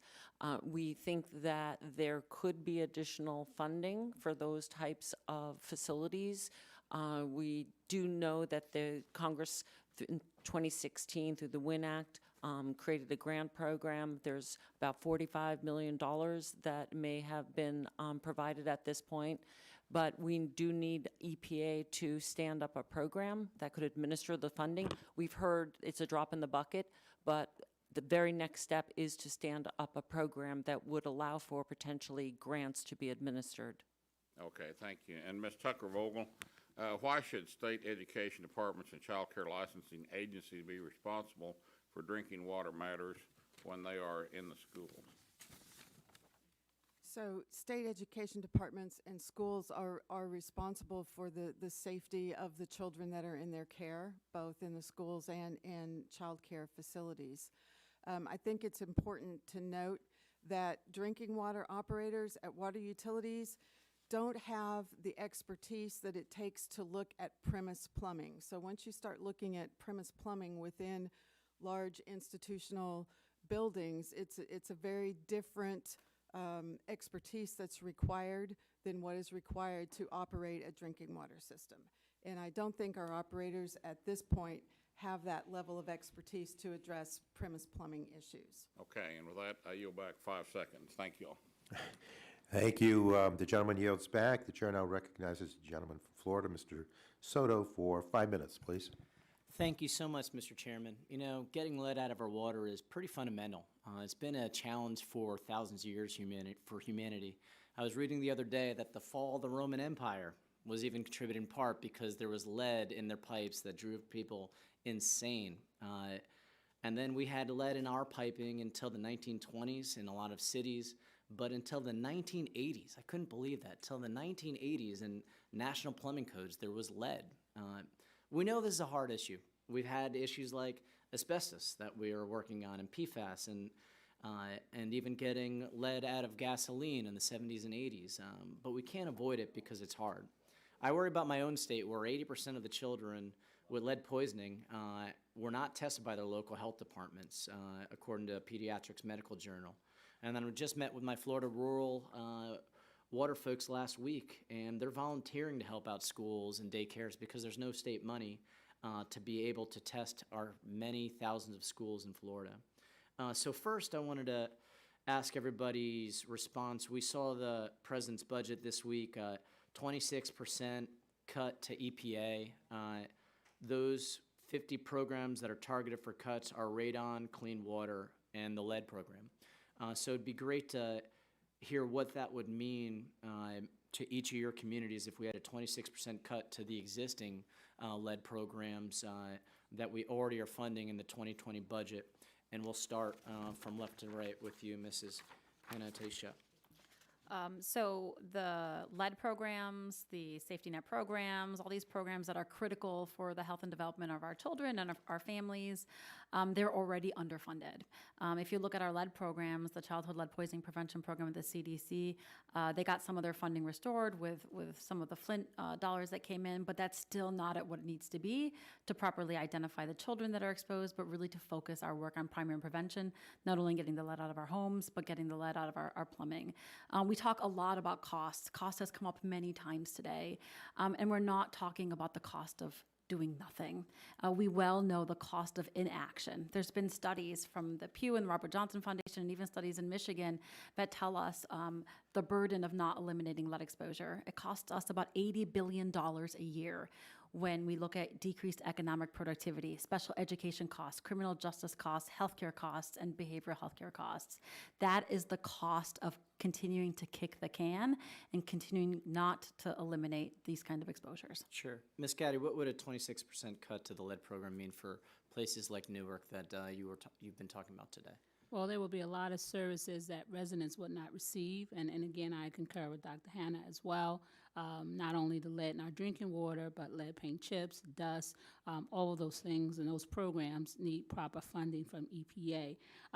It also means that individuals, over the lifetime, children will be exposed to more illnesses based on the lack of safe and affordable drinking water, the lack of individual air issues that's also associated with it. I mean, 1 in 4 children in Newark have asthma. We have cumulative impacts of just so many toxins, the air we breathe, the water we drink, the food we eat.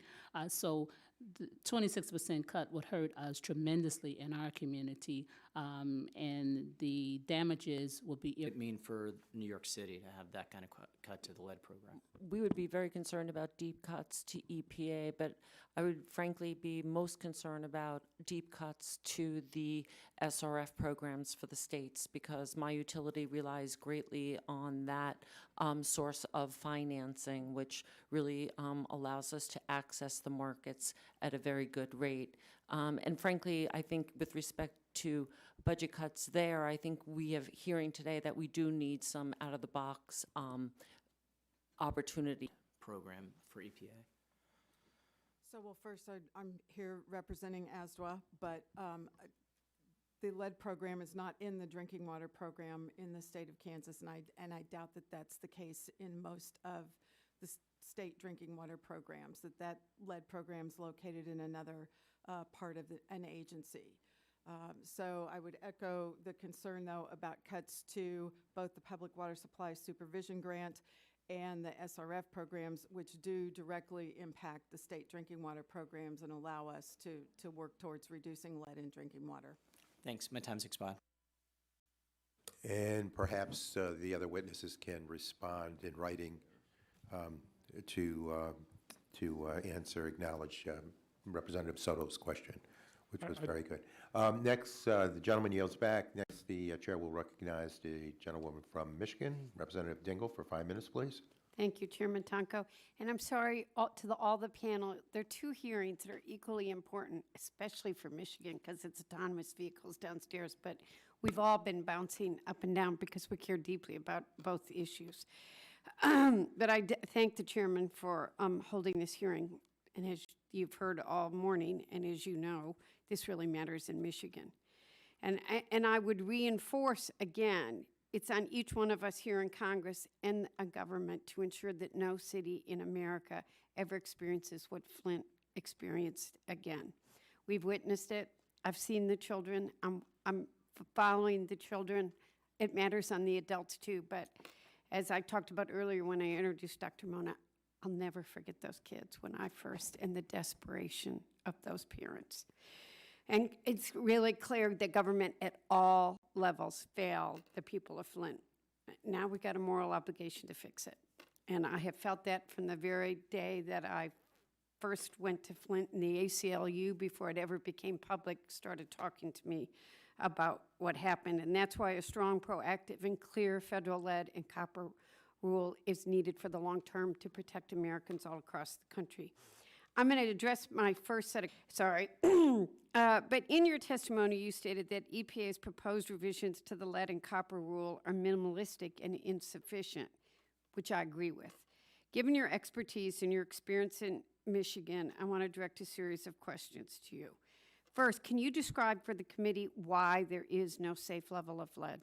Yeah, we talked about that briefly before. It is a neurotoxin. It impacts cognition and development and behavior and has life-altering, multi-generational, multi-system consequences. Very clear science, which we've known for hundreds of years, back when the Romans used lead, now tells us that there is no safe level. So having said that, and we've talked a little about it, and we keep dancing it, but we got to stay on it. What do we do to protect our most vulnerable, which is our children, and pregnant women? Right. What is the most direct thing we do? That is a great question, and that is how this rule really should be focused on, and that should be that focus on primary prevention, doing everything we can to not expose children. Not only does it make health sense and development sense, we also know it makes economic sense. So what makes lead in drinking water different than, say, lead from a lead pencil or from paint? Yeah, that is a great question. Traditional sources of lead, lead paint and lead dust, kids are highest risk of exposure to those household sources when they are crawling and walking, usually when they're toddlers. They walk around, they crawl, they find a paint chip, they put in their mouth, and paint chips are actually sweet, and so they continue to eat them.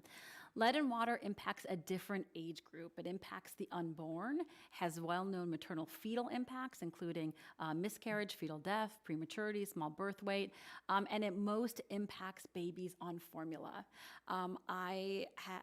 We have so many babies in Flint who are formula fed. We have low breastfeeding rates, and they were using this lead-tainted water to mix their formula, which is a powder.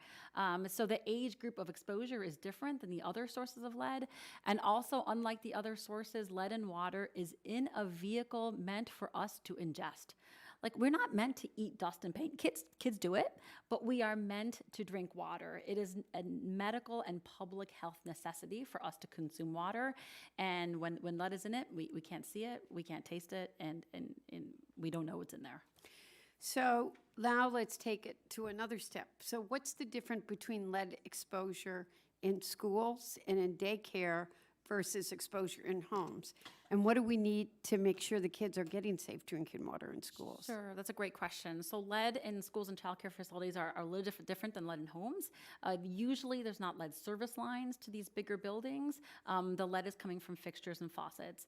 Lead in schools usually is increased because there's long periods of water non-use, for example, weekends, overnight, breaks, which concentrate the exposure of lead. So that first kid that comes in on a Monday morning, this is another reiteration reminder of why we need more capital investment in our schools to get them caught up. Thank you. I yield back, but I will have some questions for the record, Mr. Chairman. Thank you to all of you. Thank you. The gentlewoman yields back, and the chair now recognizes the gentleman from California, Dr. Ruiz. Representative Ruiz, for 5 minutes, please. Thank you very much, Mr. Chairman, for holding this hearing on such an incredibly important topic. Thank you all for being here and for your advocacies and your voice in this public health dilemma. The health and safety of our children is the most important aspect of keeping lead out of drinking water. The health and safety of our children, okay? The health and safety of our children should be our objective, not some cost-benefit equation and feasibility and for an agency. Lead is a potent toxin, a known threat to public health with serious impacts on cognitive development in children. And there is a broad consensus that no level of lead is safe. No level of lead is safe. As a parent of twin 4-year-olds, would I consider a certain level safe for my children to drink? Would I accept a certain amount of lead for my children to drink if the medical community is saying no level of lead is safe to drink? I would definitely not. I'm a physician, so I'm going to ask Dr. Hanna-Attisha. You're a pediatrician, correct? Can you tell us what health impacts you found in your patients during the Flint lead crisis? What led you to even test for this? That's a great question, and it's part of the nuances of lead. So I shared kind of the consequences of lead exposure, but those don't present right away. Kids don't come into the clinic with those acute symptoms. I wish they did. I wish a kid who was exposed to lead had like purple glow-in-the-dark spots, but they don't. And in pediatrics, we call it a silent pediatric epidemic. It's pernicious, it's invisible. We don't acutely see symptoms of exposure, which is why, unfortunately, we are then left to screen children at the ages of 1 and 2, because that's when they're most at risk for household lead exposure, for lead in their blood. But when we do that, it's too late. And when we do that, we are literally using our children as detectors of environmental contamination. So- We should be screening the water in their environment. Is that a mandatory screening, or is that your practice, or is that a state mandate? It's different in every state, but it's a Medicaid mandate that if a child's on Medicaid, they have to be screened at the ages of 1 and 2. Some states still do universal screening, but it's based on risk. Okay. And so, how do these patients on lead present? What is the symptoms of acute lead toxicity? So acute lead toxicity, which we rarely see anymore, this is something that was much more common when we had lead in gasoline and a lot of lead in our paint, are symptoms of seizures and tremors and acute neurological symptoms and often death. But now what we see is what we don't see. It is this kind of silent, invisible consequences, and they present later on in life with problems focusing, problems paying attention, problems in school, learning disabilities, growth issues, hearing issues. So these are the consequences of exposure. And when we do diagnose them, it's often years after the exposure, and which makes it then very difficult. Yes, lead is a permanent, irreversible neurotoxin, which is why we're never supposed to expose children to it. Not all children who are exposed will have consequences, and it depends on a lot of other risk factors, including And so nutrition. that is why prevention is so Yes, important when it comes prevention. to lead, and not reactionary policies of once you see there's a lot of lead, then we're going to act after a child consumes the amount of lead for a certain period of time. In my district, the Coachella Valley Water District does not have any lead service lines, and even so they work with schools and daycare facilities to proactively test for lead in their water pipes and drinking fountains to ensure the safety of children. I want to talk about the cumulative impacts. So as a pediatrician, can you tell us what happens to a child who is exposed to lead both through contaminated drinking water and through paint in their home? Yeah, that is a great question. The burden of lead exposure does not fall equally on our nation's children, as we've heard. It is a form of environmental injustice or environmental racism.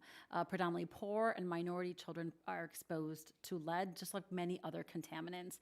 And it's not just lead in their water. It's also lead in their deteriorating homes.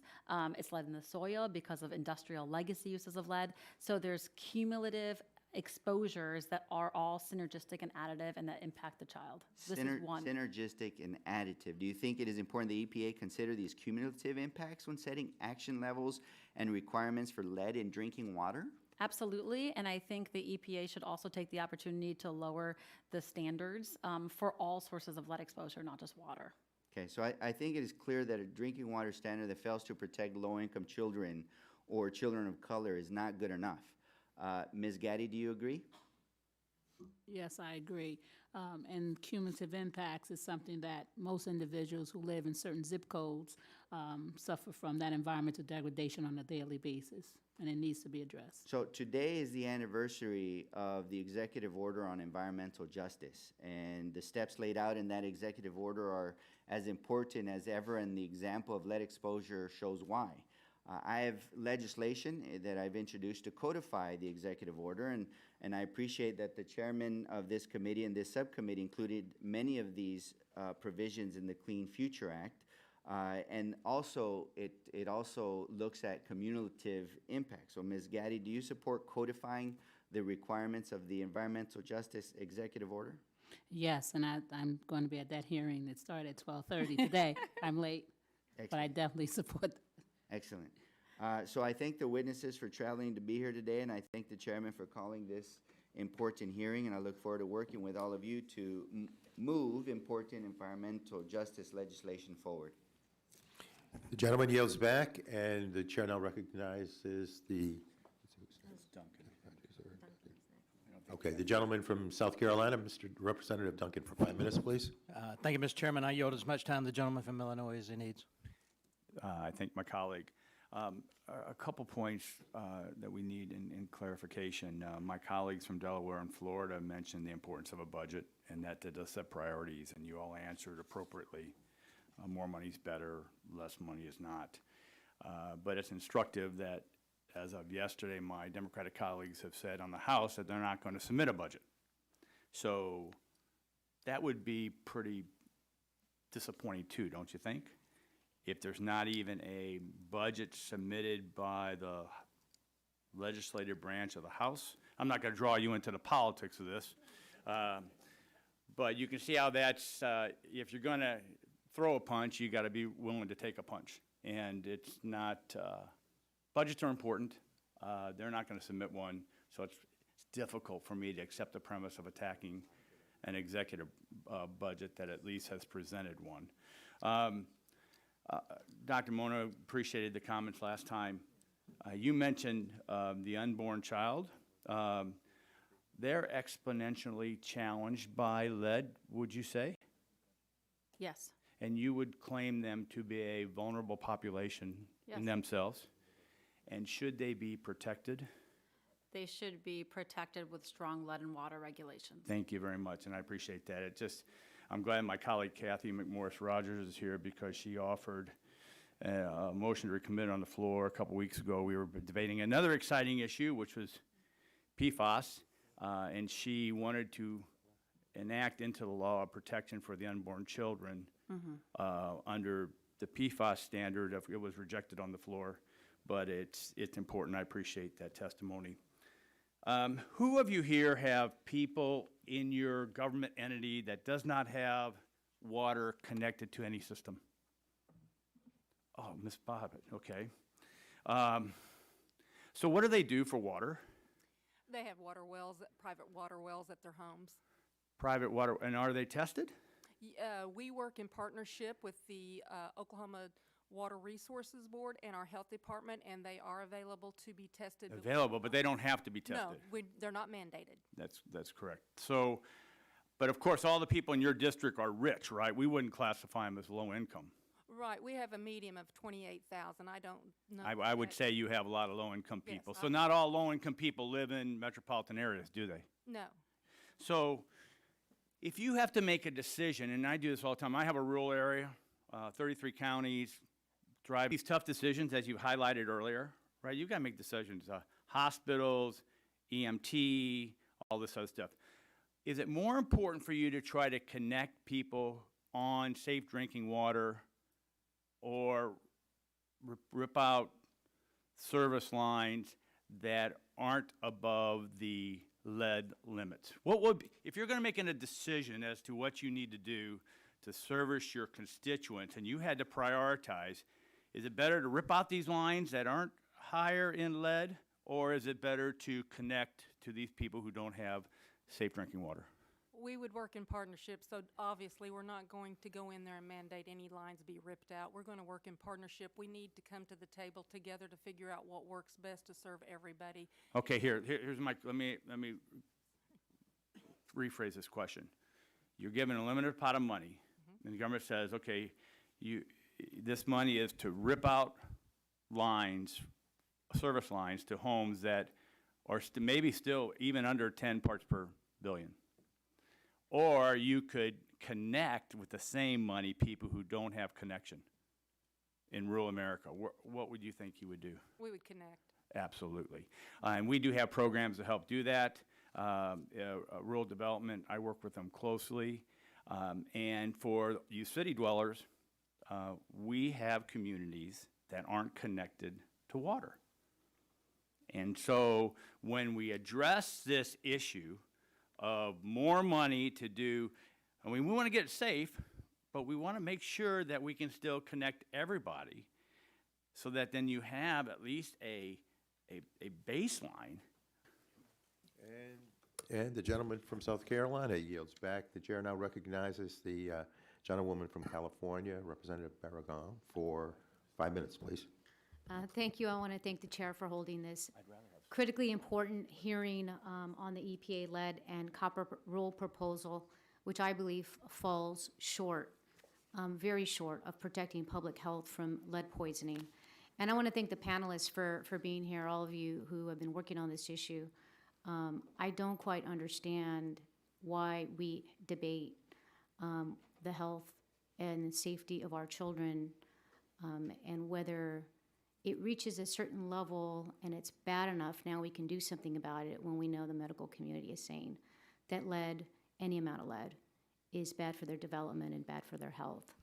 The fight for clean and affordable water is personal. I happen to represent a district in South Los Angeles where there's only 4 districts poorer than mine. A couple of years ago, we had brown water coming out of the faucets in Compton.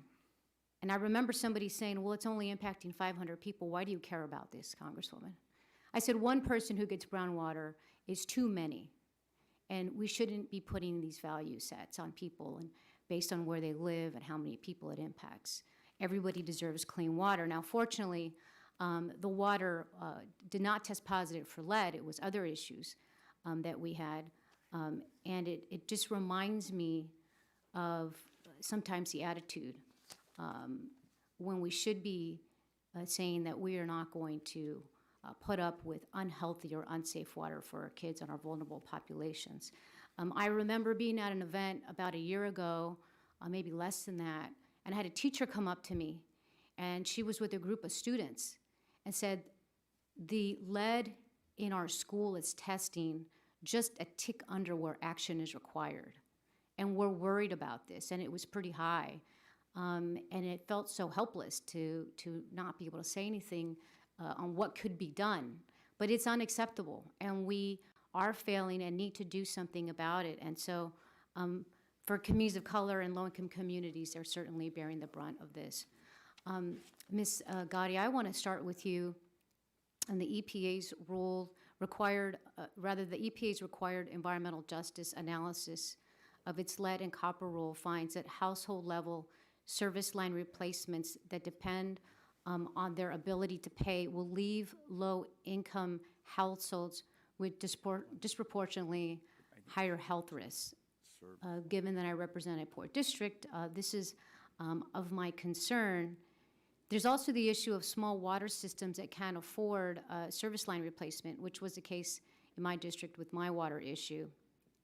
It had to be taken over by the county. It was the first time that was ever done in the history of the state. Can you please talk about this disparity and how Congress can work with water systems to ensure that small water systems and low-income households get the same full-service line replacements as wealthier households? Yes, I mean, just for example, in Newark, originally the residents were supposed to pay $1,000 towards the replacement of the lead service line, and that was a huge burden. So a lot of individuals was opting out of the program because now that is taking money away that they need to provide for their family. And then fortunately enough, our mayor and the city council was able to secure the proper funding. We all agree, especially in EJ communities, that water is a human right and that everyone deserves a right to safe, affordable, quality drinking water. And EPA should be doing more to ensure that quality drinking water is afforded to everyone throughout this country. And for those individuals who have these smaller systems, it's not an either or. If you don't have money, you shouldn't have to buy bottled water, which we know is not regulated, right, and or protected, and you should not have to pay for a lead service line. What you want is to be able to turn on that tap line, the tap water, and receive quality, safe drinking water that will help your family. And that is not happening in EJ communities and communities of low-income people. So it's definitely something that is causing a disparity, and it's a health injustice that we have to correct. And so the money needs to be found today. Action needs to be taken today to ensure that all these individuals are protected and that that burden is not unfairly put on individuals who don't have the financial means to support the right to quality, safe drinking water. Great. Ms. Wu, the NRDC's Threat on Taps report in 2017 talked about the enforcement and the challenges around enforcement. Can you speak to the enforcement challenges with the rule, including from how environmental justice perspective and how we can do better? Yeah, so we found that for the most part, there's very low percentage of formal enforcements that are happening with drinking water violations in general.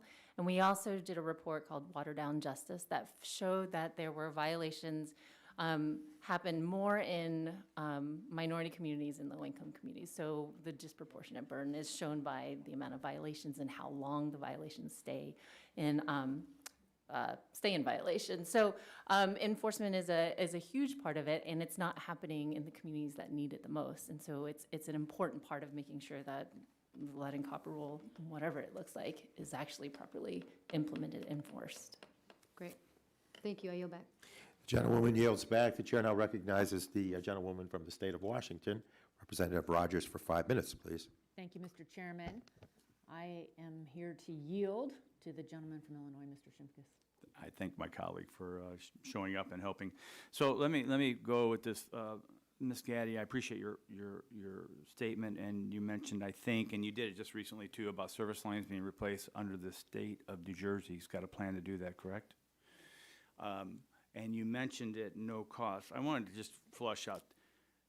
There's really no free lunch. You would agree with that, right? Someone's paying for this. Right. So in New Jersey, who would be paying for the replacement of these lines in this grant program you're referring to? Well, the bill, the individuals, the homeowners, and those who, yes. It's like, but it's a grant program, so the state of New Jersey, if I'm right, would offer money to the homeowner for the service line. Correct. I don't And know. then- I'm just asking. I don't know the answer to Well, it's a variation. Okay. There's programs that So the the state state- came in So to if the state's provide doing it, they're getting their money how? How would the through state? taxes. Okay, thank you. So let me go to the, the Ms. Tucker-Vogel, Mr. S.D. Smargassi. And let's talk about the payer in these issues, right? Who's paying for water? How is it paid for? So the If you don't want to answer, I'll just go to the next one. So I don't have much time. You got to answer quickly. So the ratepayers. The ratepayers pay. So who are the ratepayers? So the water system customers, the utility customers. So we're either going to have the taxpayers pay and the ratepayers pay. Someone's going to pay to do this. Correct. And then in the case of revolving loan funds, the state provides those loans, but there again, they have to be paid back. They're not grants. And so it's the ratepayers that are paying back those loans as well. Okay, let me go to, I want to ask Ms. Licata a question. You mentioned earlier, way along about service lines going into schools and that you could not force schools. Force the schools to do the testing, right? So we would need Congress to grant EPA authority. What about, do you have the force to be able to replace the school? No, we do not. Do you have the force to be able to force a private homeowner to do this? No, we do not. Do you have the force to be able to force a apartment complex to replace all their lead lines in an apartment complex? No, we don't. That's good, thank you. And I'm going to finish with this. A lot of this revolves, and thank you again, Dr. Mona, I'm going to use that too, because you helped identify this problem in Flint from day one. So you get all the credit for raising this issue to our attention. Ms. Dingle was right. It was a failure at all levels. I think the people who evaluated this. I want to just put this on the record so that we kind of know what really happened. And I've been on the chairman or ranking member for 9 years. My understanding of Flint is that there were horrible decisions and actions made by federal, state, and local officials. Flint happened because of money and politics. Flint wanted off Detroit water because they felt gouged on rates. The city council set an artificial political deadline that didn't meet engineering needs for water chemistry. The state cut the city slack because they were in receivership and didn't go after enforcement, and then tried to minimize it. EPA was aware of the high-level readings, but minimized their impact to avoid causing a panic. EPA also slow-walked a legal reading of the responses. That took several months. And the biggest problem was no one told the public. And that's what you lived through this experience. So we have local, state, EPA, all failed the residents of Flint. So I would, part of what you all do, even if you're a non-government organization, a public interest group, or you're a utility or with an association, we all got to stand up to protect the residents of our communities, and we can't let another level of government entity get in the way of protecting our constituents and our consumers. So I applaud you for being here, and with that, I'll yield back to the gentlelady from Washington State. Gentlewoman yields back. The chair now recognizes the gentleman from Texas, Mr. Representative Flores, for 5 minutes, please. Thank you, Mr. Chairman. I yield my time to Mr. Shimkus. All right, I'm almost done. So let me go back to Mr. Estes Margiassi. Under the proposed rule, public water systems would need to access funds quickly to cover the cost of replacing its portion of a lead service line to comply with the 45-day schedule. Estimates of lead service line replacement vary, ranging from $2,500 to $5,500 per line, with some industries' estimates at $8,700 per line. What budgeting and financing challenges would public water systems operators face to replace lead service lines within 45 days? Within 45 days. Certainly financing for some utilities where this might be an unexpected expense could be an issue. More importantly, the timing itself could be an issue. For those of us who live in the north, we don't typically open up the streets anywhere between early in November and March because the folks who plow aren't really enthused about big potholes from patches in the street. So need to have sort of, one of the things we ask for as I think about rules is practicality. We need to have rules that work, they work under all circumstances, and where the enforcement makes sense. I wouldn't want a water system to be in violation of the rule because they couldn't do something practical, even though that was their intent. We'd want to see coordination between the homeowner and the city. So, we are debating a proposed rule that's been proposed by the administration in October of last year, and the deadline is tomorrow, don't forget. And it's better to be debating a proposed rule versus not talking about any rule that hasn't come down the pike in 20 years. So let me follow up with you. Same question, same panelist. Do you anticipate that the 45-day requirement would lead to a change in the frequency or types of customer requests for lead service line replacement? What I think we're seeing from the rule will be that with inventories and letters that more people will be interested in this, and there will be a demand in some cases for the homeowner to replace their piece of the line when the city's not currently ready. It's not necessarily efficient. Systems will need to figure out a system where if we're doing lead service lines in a neighborhood, we get all of them done, and we do it efficiently and with as least disruption to the streets and so on. If the homeowner ultimately fails to replace their portion as intended, what might be the consequences for the homeowner and or the public water operator? So this has been the crux of the issue around lead service line replacement. Even if, and in fact I can offer concrete examples, even where a water system's prepared to pay for 100% of the lead service line replacement, all the way from the main to the person's home, we don't get 100% participation. We have homeowners who aren't interested in having the city come and dig up their front yard or go down in their basement for whatever reason and pull that lead service line out. So we're seeing, even in communities in my area, where our funding enables the communities to put together a program that covers the whole cost, that they're getting around 90%. They're not getting that last 10%. Some homeowners just aren't interested. And we don't have the authority to be able to make them remove that last piece of pipe.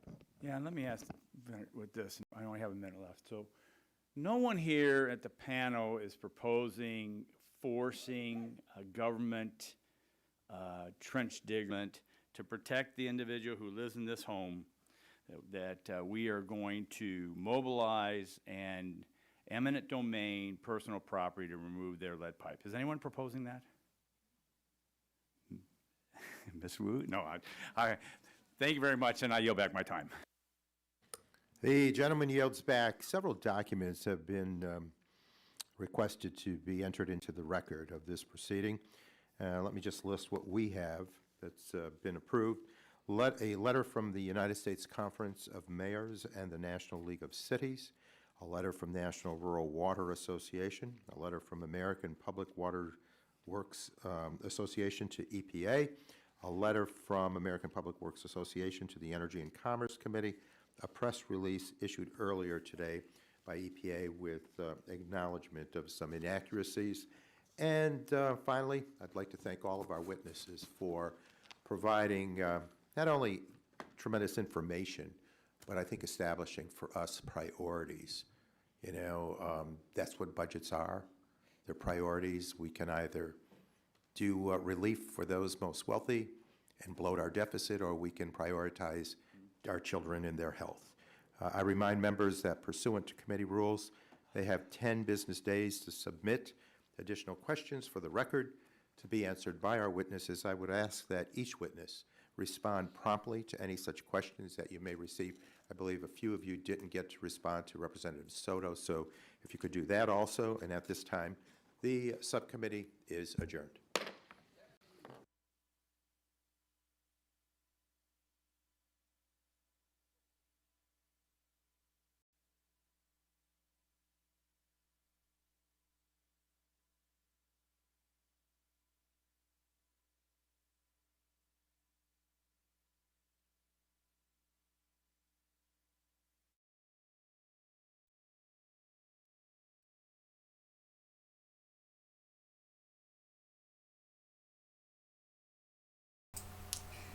Okay, so again, the white paper that went along with this hearing is linked in the description box if you're interested in that. Welcome, Carolyn, and hey, Bo, if you're still around. Thank you guys for joining. You're awesome. I am very disappointed in how long it takes our government to do anything about drinking water. It's, you know, or the air pollution or anything. We see them just dragging their heels, and then eventually somebody gets sick and they're like, oh, we don't have the funds to do stuff about it now. Well, of course you don't now.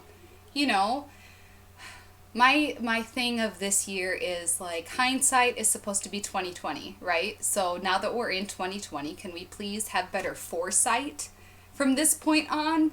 Can we like learn from our mistakes? I think it's really ridiculous that they're like, they say that they don't have the funds for all of the special needs education and services and everything that people need nowadays, and you know, veterans and stuff, they're being underfunded. Everybody, all of the needs that are happening are like underfunded, right? And they're like, oh, but we don't have the money to put into prevention of these needs happening either. It doesn't make any sense at all. Our government is supposed to be in their jobs and where they are because they're supposed to be like the best of the best. They're supposed to be able to see this stuff coming before, you know, anybody else. That's why they're in that position of power. We're supposed to be able to trust them to take care of these things. That's why they're paid the salaries that they are. So why are they not doing what they're supposed to be doing? There was another hearing that happened recently on mercury in the air. And I wanted to stream that, but I couldn't because my internet was going crazy. Who did it? I can't remember which subcommittee it was. Let's look and figure it out quick.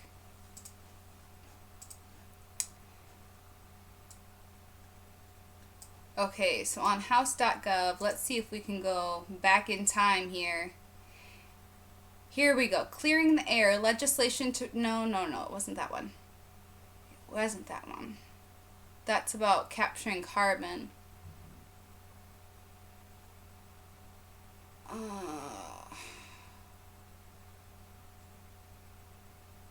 Where is it? Here we go. The Trump administration's proposal to undermine protections for mercury air toxic standards. So you can go to house.gov, and on their little schedule thing where they have the different hearings, you can just hit the back arrow and I think it was last Thursday that they did this. Yep, Thursday, February 6th. And it's on YouTube as well from the Oversight Committee, so you can go back and watch that if you want. But of course, as they said many times, the air and our water are very closely connected. So if you're trying to repeal standards and you're trying to, just in general, allow more stuff in the water and everything, and companies to do more stuff because you want them to come back over here to this country and you want them to stay in this state or that state, and so you're like, oh yeah, we'll let you do whatever, it's going to end up in the drinking water, and it's going to end up in the air, and it's going to end up everywhere, because that's how the earth works. Because #physics, right? I mean, we all know about the water cycle, right? So, but in this, there was a lot of back and forth between one chick that was very pro-Trump and pro his actions, and then other people. So if you like seeing that back and forth kind of drama going on, then I don't know, it's worth a watch. But I don't know what they're doing, you guys. And I know as truthers, we're always like, what's going on with our air?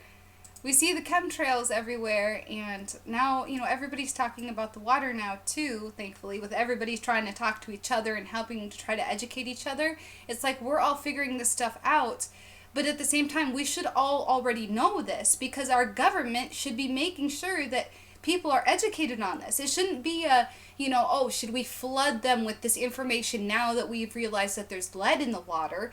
People should be educated on these kinds of things when they are in school, in grade school. You should be educated on things like the water cycle, and in high school you should be educated on things like chemistry and physics. So that way when you get older and you get information about lead being in the water, you get information about pipes and stuff, it's not like you're having to completely educate somebody on all of the basics, So I don't think that they have any room to say, oh, well, we don't want to cause a panic, so we're not going to tell people when it's right under the action level as far as lead contamination. We don't want to cause a panic. I think that's just as ridiculous as them saying that about the coronavirus. It is not an excuse. People are going to be panicked because they are getting information that they don't understand. If they don't understand it, it's the fault of the education system. Okay? Adults should not be having to educate themselves on this stuff. We should be knowing about it. Let me read what Carolyn says. Yes, snail's pace. My goodness. Yep, you take care of people and we can all help each other. More resources means more help. Exactly. And if there were less people that were having health issues and development disabilities and stuff like that, imagine how much it would help our economy. We're so concerned about the U.S. economy and our tech and everything and not being up to standards with the rest of the globe. Well, part of it is the fact that we're poisoning ourselves nonstop, right?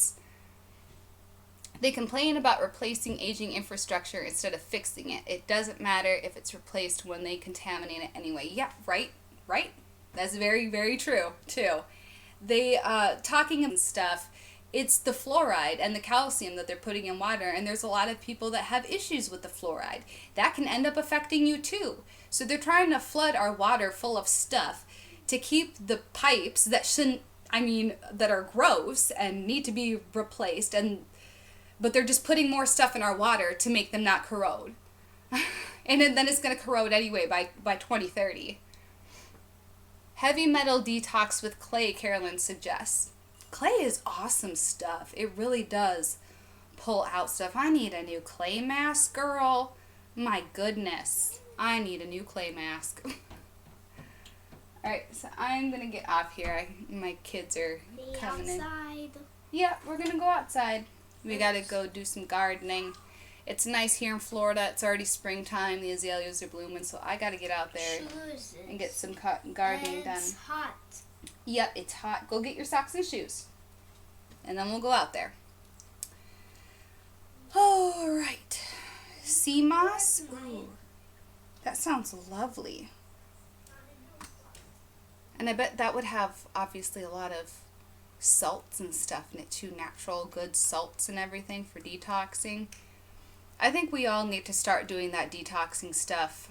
I was raised by parents that were very much like against all of that natural kind of medicine and stuff, thinking that it's mumbo jumbo and whatnot. But I think we all just need to start looking at some of those natural ways to detox ourselves, because it is crazy.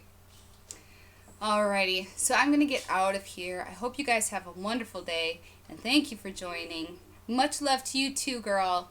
Love you. And anybody still watching, say a prayer for Snafu Snaps. I still don't know what's going on with him. I tried to call him the other day, but my phone's ridiculous, so I think it just didn't go through.